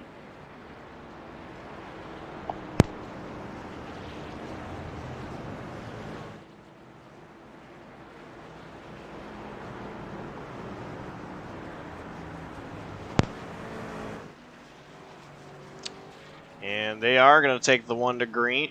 Probst to the inside, Kelly to the outside. A lot of takers on that outside line we've seen tonight. There's more guys on the outside than on the inside, but race leader Zach Probst, he really likes that inside lane, and that's where he's going to control this restart from. Oh, Felver making up a ton of positions on the choose alone.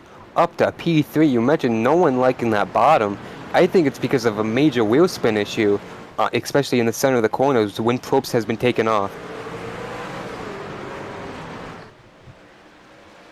And I think everybody does not like seeing that 15 right there, except the 15, Carl Felver, who is battling side by side for the 2nd spot with Dalton Kelly. Yeah, if he had wheel spin, he didn't make it apparent because he took off quick. He retained that 3rd position, no problem on the restart, no challenge from Chicano, and now he's door-to-door with Dalton Kelly for P2. And he has fresh tires. Of course, we saw last time those fresh tires didn't really play a big factor into things because Felver was able to stay ahead of everybody on older tires, about 30 lap older tires. Felver now has the advantage with the age of his tires. But you see here, he's going to tuck in 3rd place just behind Kelly, who is on 23 lap old tires to Felver's 7.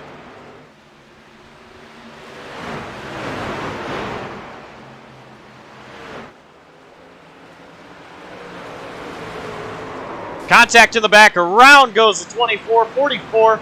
Andrew Elias and David Duran. These trucks all scattered, but we're still green, Josh, and a lot of chaos from that. David Duran was involved in the... Oh, he's going to spin it again off a 2 and 4. That's going to bring out the yellow. He would look like he wasn't really fully around on the backstretch, just heavy contact with the wall, and obviously the damage probably not help his case there through 2 and 4.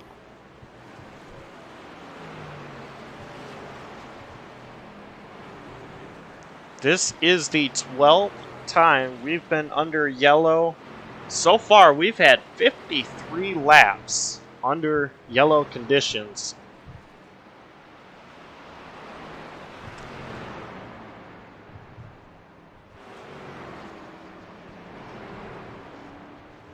We only have 8 drivers on the lead lap. I was about to say, I wonder what the record would be for this league, and then I started thinking this is probably also the lowest car count to even have as many yellows.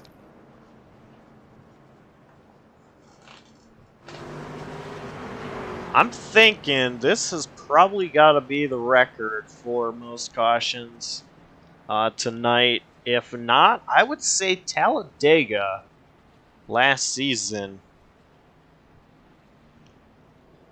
would probably have absolutely. the record. There are a couple of contenders for sure.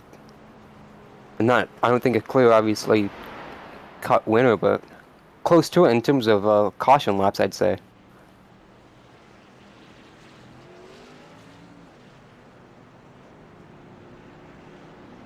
Yeah, I don't remember how many Talladega had last season, Adam, in the winter season that Tyler Watermolen ended up winning, but there were a lot of cautions, a lot of trucks destroyed, and it's a product of Talladega racing, and we've seen that here tonight. So we can't tell you what the record is for sure. And be correct on that stat, but what we do know is there's been a lot tonight, and if there was one that had a chance to really compete with that record, it would be this one here. On the other hand, a couple of drivers coming down pit road: Zach Probst, Andrew Elias, Daniel Sponsky down pit road under this caution. Dalton Kelly is the leader. Carl Felber and Alonso Chicano, top 3, all stayed out. And they're all on, well, actually, Alonso Chicano and Dalton Kelly came down pit road 28, 29 laps ago. Carl Felber, 13. Probst, Elias, and Sponsky under this caution. Here we go. Choose cone rule in effect. Dalton Kelly to the outside. Carl Felber to the inside. Chicano outside. Probst inside. Andrew Elias on that outside lane. We're going green with 27 laps to go on the MardonPC.com 200. Real quick, Josh, I do want to point out a fact. This race, we still haven't gotten the record for the real-life truck races here in Nashville in terms of caution count yet. We're one away, but we got a lot of time to get there. Pace truck is in. Dalton Kelly on the loud pedal. We're back under green. Everybody going down to the bottom except Kelly and Chicano. Kelly just drives this track so unique when he's by himself. You saw him run wide and then by the exit of the corner all the way down to the yellow line. Here it is there, perfect shot of it. He can't do that when he's side by side, obviously, and he's so much slower, doesn't have his advantage, but out front he is going to be in prime position. We haven't seen him lead this race yet tonight, and he could be really, really hard to pass. We've seen passing for the lead very, very hard. This could be a tall task for Carl Felber in the last 25 laps. Felber, of course, on a little bit fresher tires than Dalton Kelly is. We got a spin in the back. It's Chicano once again. Heavy contact with the wall and still piling in Dawson Allen, David Duran. But Andrew Elias was the one who looked like involved with him initially. He spun a bunch of times. Night continues to be terrible for this 25 machine, like you mentioned.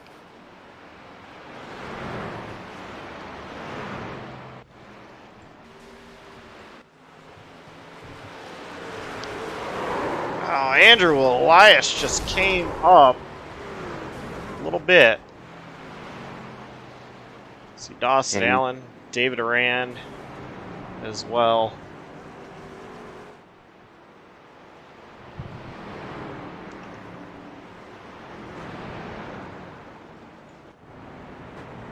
Well, in terms of cautions, this would be the record. The only thing is this is 50 laps shorter than that race about 25 years ago for the NASCAR Craftsman Truck Series here.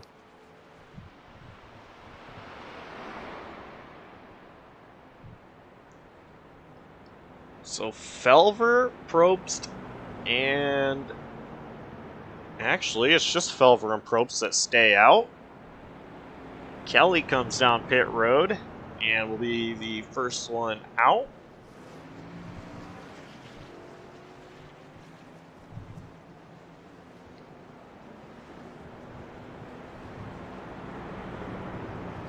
Seven drivers on the lead lap.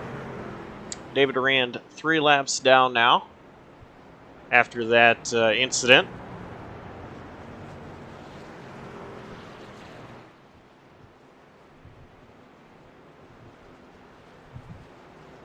As you know, I want to point out here a couple drivers.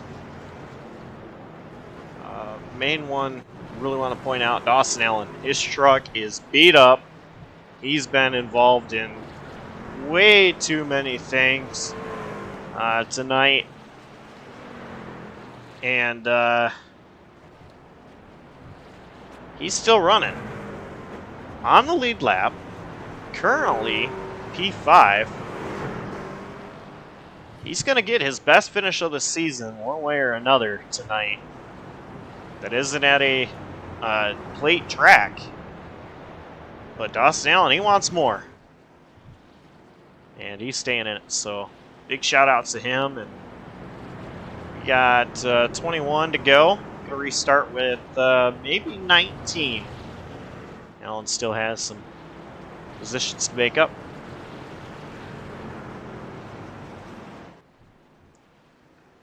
Back up to the front, see the drivers scattering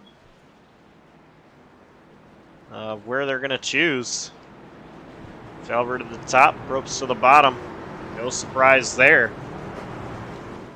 Sponsky on the bottom.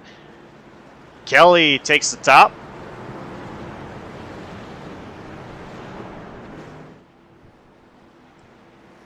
And everybody else that's on the lead lap is on the high side. Krueger 93 laps down is behind Sponsky on the inside line. That pace truck is in though. And we are going back green. Green flag is out. Big jump by Carl Felver.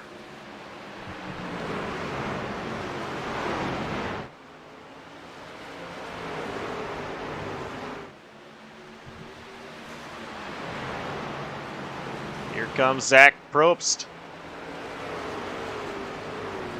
Trying everything he can to get to the inside of Felver. 18 laps to go. Probst needs to make a move as soon as he possibly can. He's trying. I think they both got a little loose off turn 2.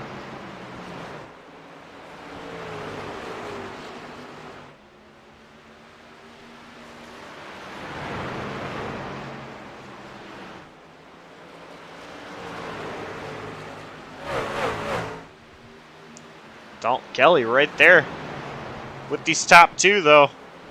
Using that line you were talking about, Adam. Absolutely. He's searching that track to the extent he can with his all 4 of his tires, just using every lane he can, and he's not letting these 2 lose sight of him. As Carl Felver, big slide out of the corner. They're going to be side by side for the lead, Josh. Zach Probst trying that high side, not able to use it. Felver still out front. Probst looking underneath. Felver still with the advantage, but here comes Dalton Kelly. He's going to push it in there. He's going to slide into the 62. They both make contact. Kelly on the apron. Now Probst finally spins on the exit of the corner. Caution is out again. Those two came together on the entrance. Both kind of lost control in the exit, and there goes Probst around. One of the fastest trucks all night. Contact with Dalton Kelly.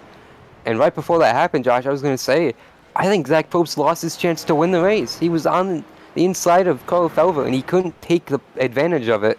He had to back out of it, and it obviously came undone right there. He still has 13 laps left in it, but he's going to have to get back through the field here. Yeah, and I don't believe these drivers have any tires left. You can't come down and take scuffs in iRacing. Scuffs, of course, being older tires that have already been on the truck and involved in the race, but these tires are going to be a little bit upset, and this is not the tires you want to finish the race with.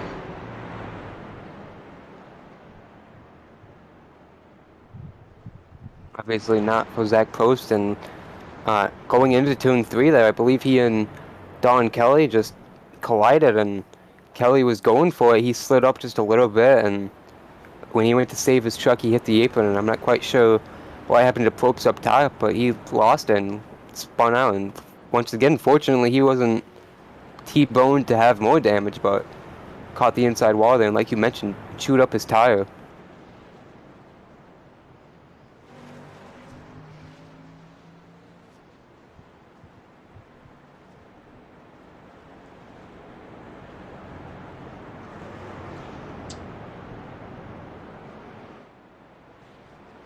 Dawson Allen, Daniel Sponsky came down pit road that time. I'm not sure if it was Ford tires, but definitely damage repairs for those two trucks, 79 and 51. Justin Duran also came down pit road. Of course, Justin 80 laps down, P10.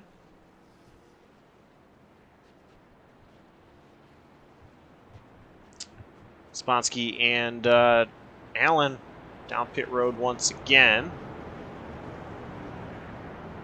So just coming around to get more damage fixed on their trucks.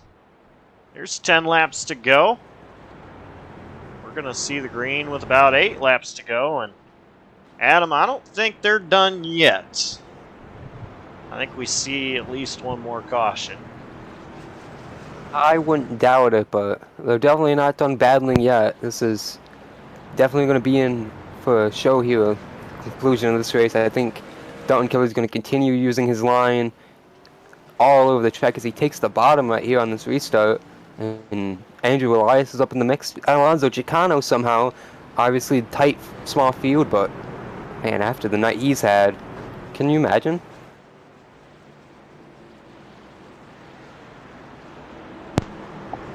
I'm not so sure I could, Adam. If I was in his position and I'm able to take the win, it's probably going to be one of the biggest wins that I've gotten on iRacing and in my In the Pits News Truck Series career. But see if Chicano's able to get it done. Pace truck is in. Felver on the loud pedal. We're green once again. 8 laps to go. Not the start Dalton Kelly needed it in the slightest. He's clogging the track for Zach Probst, who easily made work of Andrew Elias. He's trying to get through now. Kelly back to the top, but that just allowed Chicano to get through. And Chicano P2 now, just behind our race leader, Carl Felver.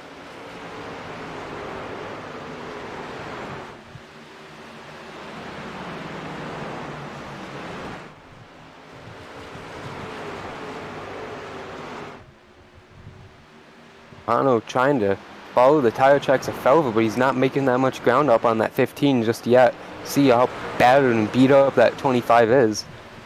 Oh man, really loose off the corner. He's just going to lose more time, unfortunately, to that Mardon PC machine ahead of him.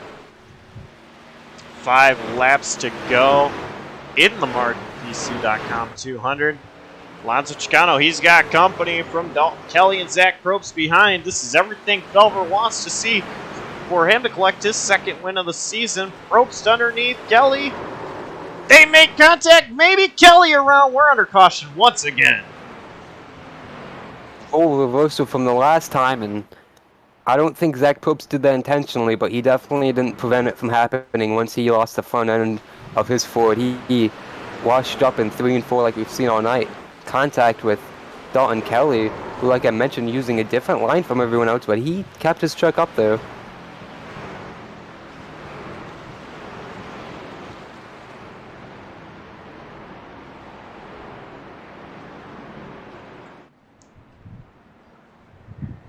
So we are going to go to overtime in the MardonPC.com 200.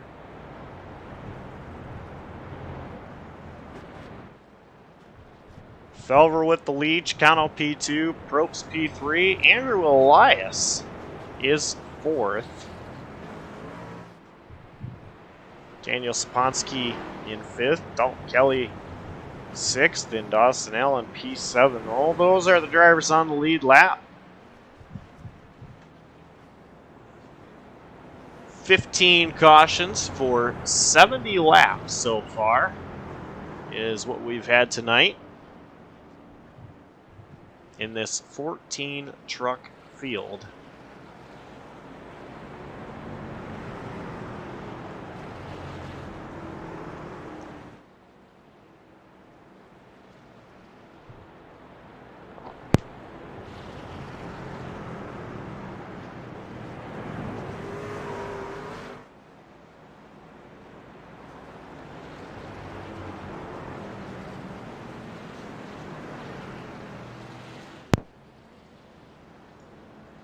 Lights on the pace truck are still on. I assume they're going to go off next time by. So Josh, it's going to be a green-white checker, and we have seen it be very difficult to pass on the short runs. What's it going to take for these guys to, try and get past Felver if they can in the last 2 laps? Well, for Felver, I think he's not going to try any games here. I think Felver's going to go early. So if you're Chicano, you got to time it just right. And if you're able to, you're going to want to be right there with Felver. I think Chicano's maybe going to want to be on the high side, try to get to the high side of Felver, that is. But I expect Felver to take the high side for the restart, which you see here. Oh, man. Chicano does go to the outside. Probst selects the inside here. But I still think Chicano's probably got the best position to win this race if somebody other than Felver is going to win it here. And, see Dalton Kelly showing a little bit of displeasure. Make it ugly here. It might not even matter. Not very surprised to see him be the only lead lap truck on the bottom following Zach Probst, but hopefully these guys keep it clean for another go at it here, but I don't know. That pace truck is in. Felver not going as early as I expected to. He did go pretty early.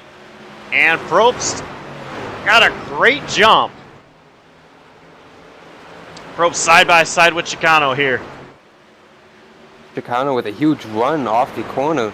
Probst is going to tuck in line, think about diving it in. Chicano gives him the lane, so he's going to. This is great for Carl Felver, who's gone with the lead. White flag is waving. Probst dives it in, trying to get underneath Chicano. He's not able to. Going to have one more chance to get second place. Meanwhile, just ahead, it is Carl Felver, who's going to win and take his second win of the season. Alonzo Chicano P2, Zach Probst P3, and Andrew Elias taking it home in 4th position. Yeah, Dalton Kelly really chipped it in there hard into 3 and 4. It didn't really make the corner and blew that position to his teammate, who's going to come around and celebrate with the race win on the front straightaway.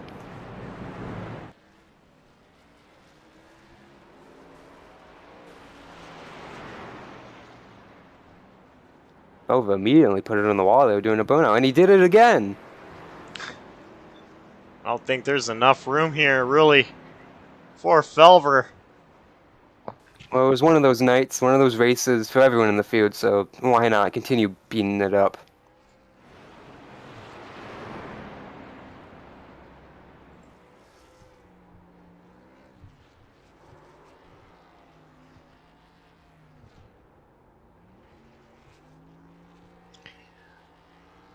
In a night that was wild and saw 15 cautions for 72 laps in this 203 lap event. Carl Felver takes home the win. Alonzo Chicano P2, Zach Probst P3, Andrew Elias P4, Dalton Kelly P5. Adam? Gonna be Dawson Allen, who brought it home P6, with Daniel Sapowski rounding out the lead lap finishers in P7 tonight, with Caleb McCurry 8th, David Duran 9th, and Justin Duran outside or rounding out the top 10 positions. Michael Krueger, 93 laps down, finishing ahead of Brett Bennett after Krueger, of course, brought his truck back out to continue to run some laps. Brett Bennett, 133 laps down. Brian C. Smith, 139 laps down at 13th. And Gerald Duffin, 195 laps down to round out the 14 truck field.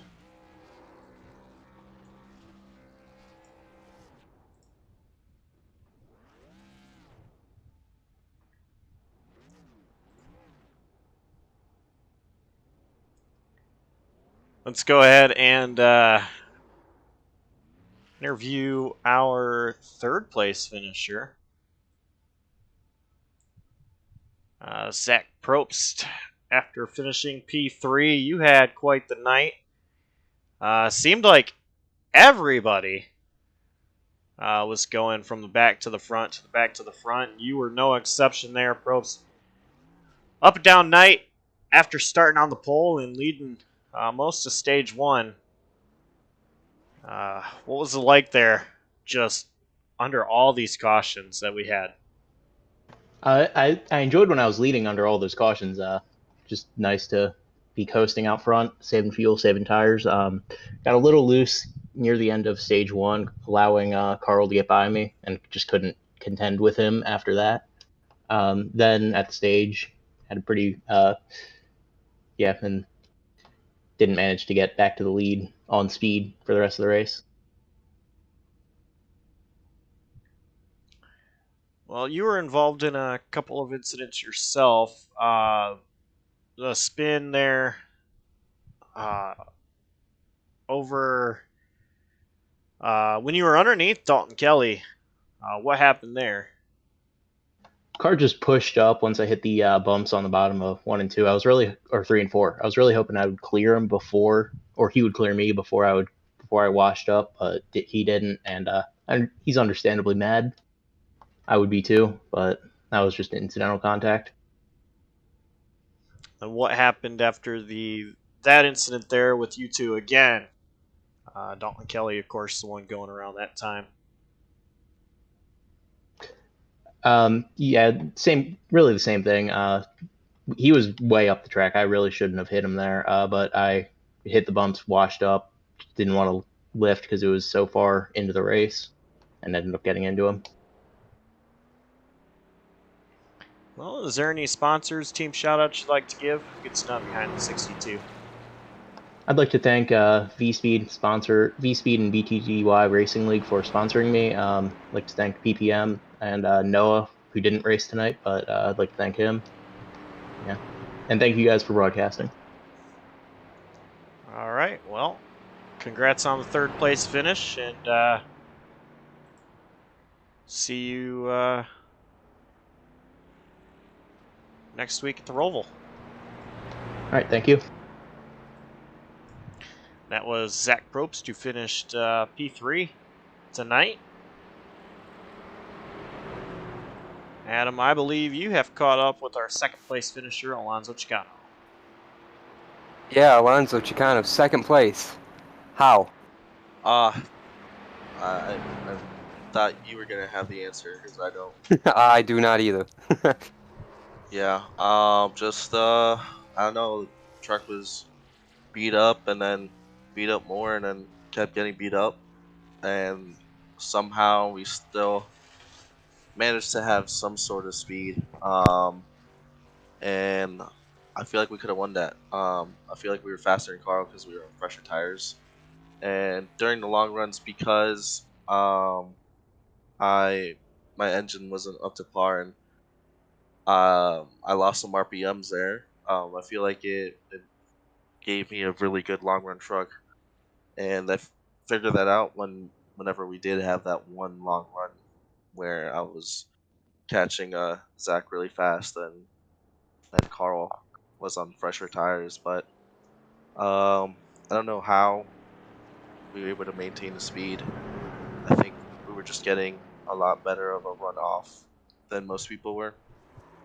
But yeah, impressive P2 here today.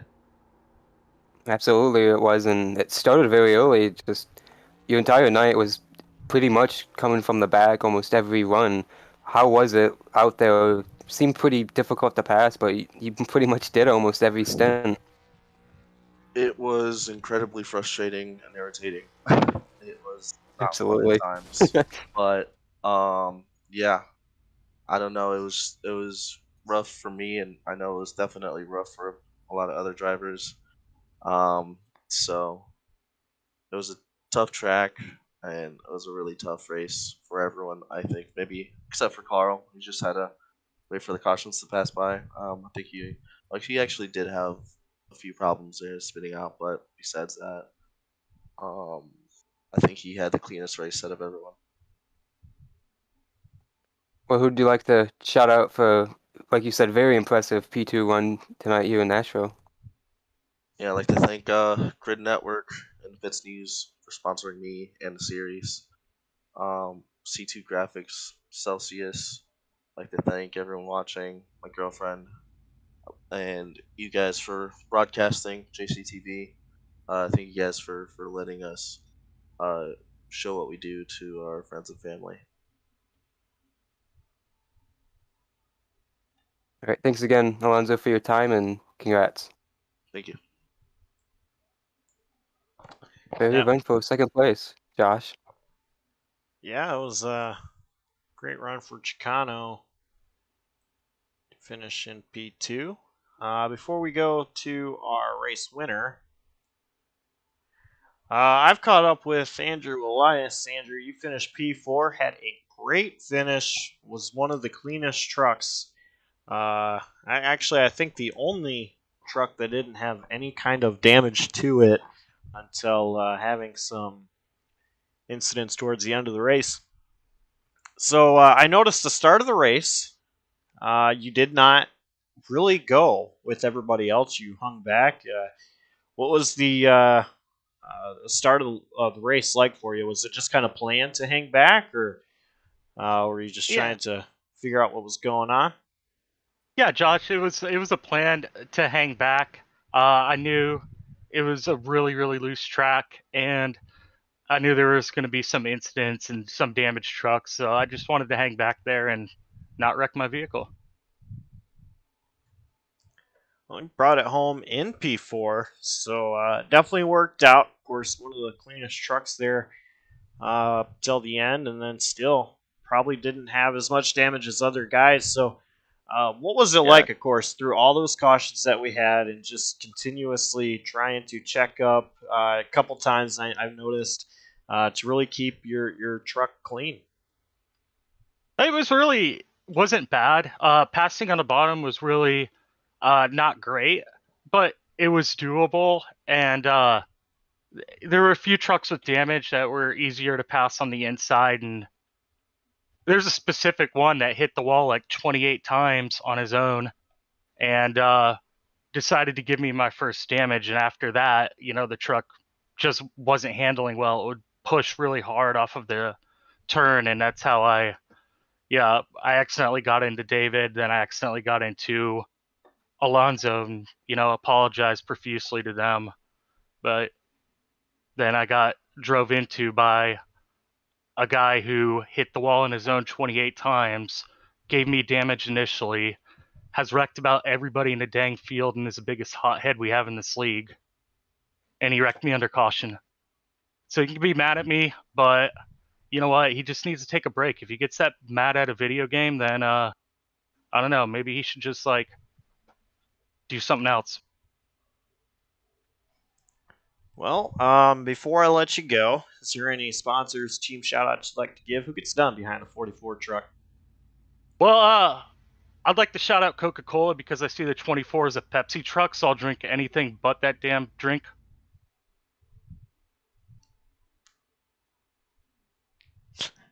But that's about it. But I do appreciate you, Josh, and I appreciate Adam Kuhn. You guys do a great job. Alrighty, well, congrats on bringing it home, P4, and see you next week at the Roval. All right, thanks, Josh. And that was Andrew Elias. And Adam, I believe you are down in victory lane with our winner tonight, Carl Felber. Yeah, different set of emotions down here, I'm sure. Dominant performance from Carl Felver, but you had to drive through the field quite a few times tonight. What was that race like? Pretty much an endurance test.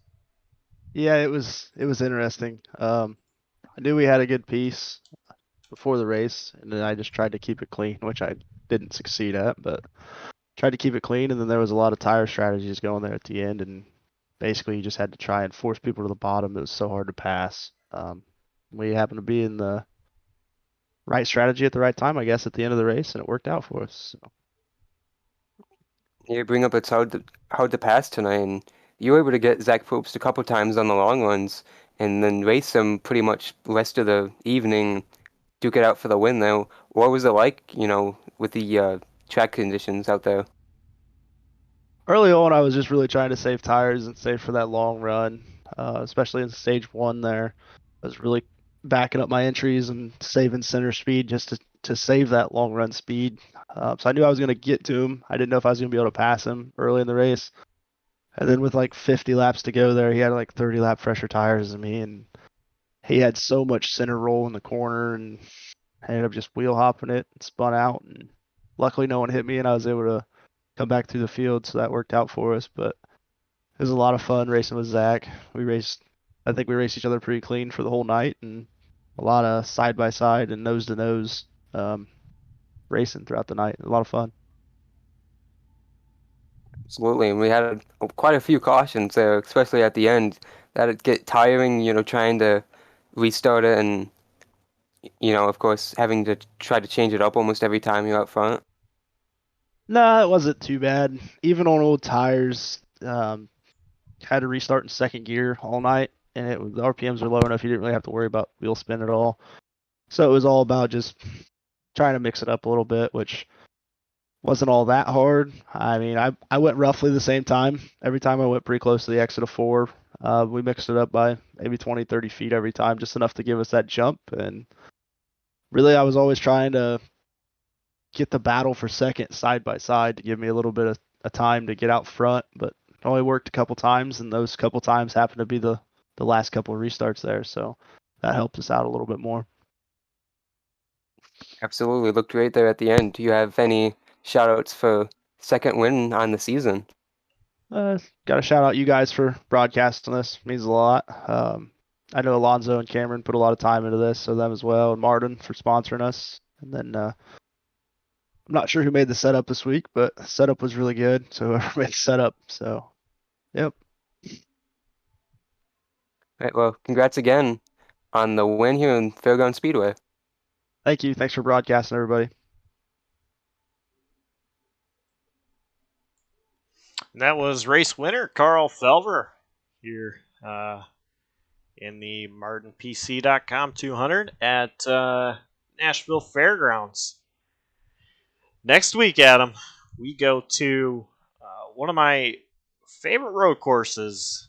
I was fortunate enough to go to the real life first Roval back in 2018. Had an absolute blast. And looking forward to that one, Adam. Absolutely. We seen a couple of road courses races in this league, and both at Watkins Glen, and everything kind of gets strung out. But I think Rover is going to be very chaotic right from the get-go, and a lot of close quarter racing. Not a lot of room to spread out like we see at Watkins Glen. So I think it's going to be pretty chaotic going. Yeah, and of course the Charlotte Roval is going to utilize most of the oval portion of the Charlotte Motor Speedway, and then use the road course section as well. Definitely looking forward to that. We've seen some great racing in real life there. I think we're not going to be disappointed after next week. It should be a fun one. And that there is Dawson Allen saying Yeah, I thought I was going going to get an introduction, a whole interview or whatever. No, we were just talking about next week. We're just going to casually pass over that. I have bested you now again, 6th place here tonight. You should gloss over that, aren't you? Gonna let that one slide. Maybe I might bring the fire suit to Charlotte Roval next week and boy. try to best your now 6th place finish. But yeah, no, I just now seeing that you want to come in after Carl's interview, but you had a solid night tonight, 6th place.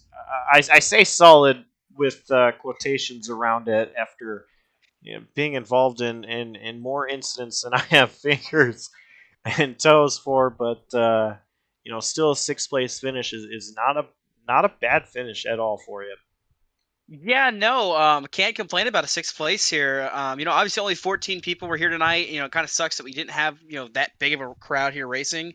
And I was really hesitant to run this tonight, but that last minute was kind of like, you know what, let's go for it. Let's send it, see what we can do here. And everybody on this 79 truck, just the pit crew, the virtual pit crew, they were hard at work fixing that truck because I kept putting damage on it as the race went on. A couple incidents with my own teammates, but just a lot of crazy hectic stuff happening in that race, and throughout the end of it all, somehow stumbling into a 6th place finish. So really, really exciting. Definitely a great finish there for you. 79 team. Truck may not look like a 6th place finish truck, but got it done. Oh yeah, and we'll see what happens. Next week, if you're going to suit up next week, I guess then we can elevate this bet and go again for it. What do you say? I don't know. Road courses are not my strong suit, and I definitely don't have any good finishes under my belt. Actually, I believe my best official road course finish was an 8th place finish at Sonoma in the NASCAR iRacing Series in the, I want to say, 2019 year. And that was, I believe it was the 2nd year of the carousel that they used. Could be wrong on that. So I'm not so sure you want me turning laps at a road course, but yeah, great 6th place finish out of you, and that's probably after my 9th last week is about the best I'm gonna do.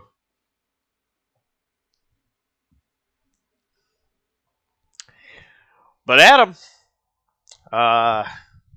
we saw a crazy one tonight. We go to Charlotte Roval, where we're probably only going to see one caution, and that is the stage break. But yeah, that's going to do it from us here at Nashville. Yeah, going to be a very different pace with no cautions next week compared to what we saw tonight. It's going to be a very exciting show, hopefully once again. Like you mentioned, what a night this was for Carl Felver. Pretty dominant performance here at Fairgrounds. Dominant indeed.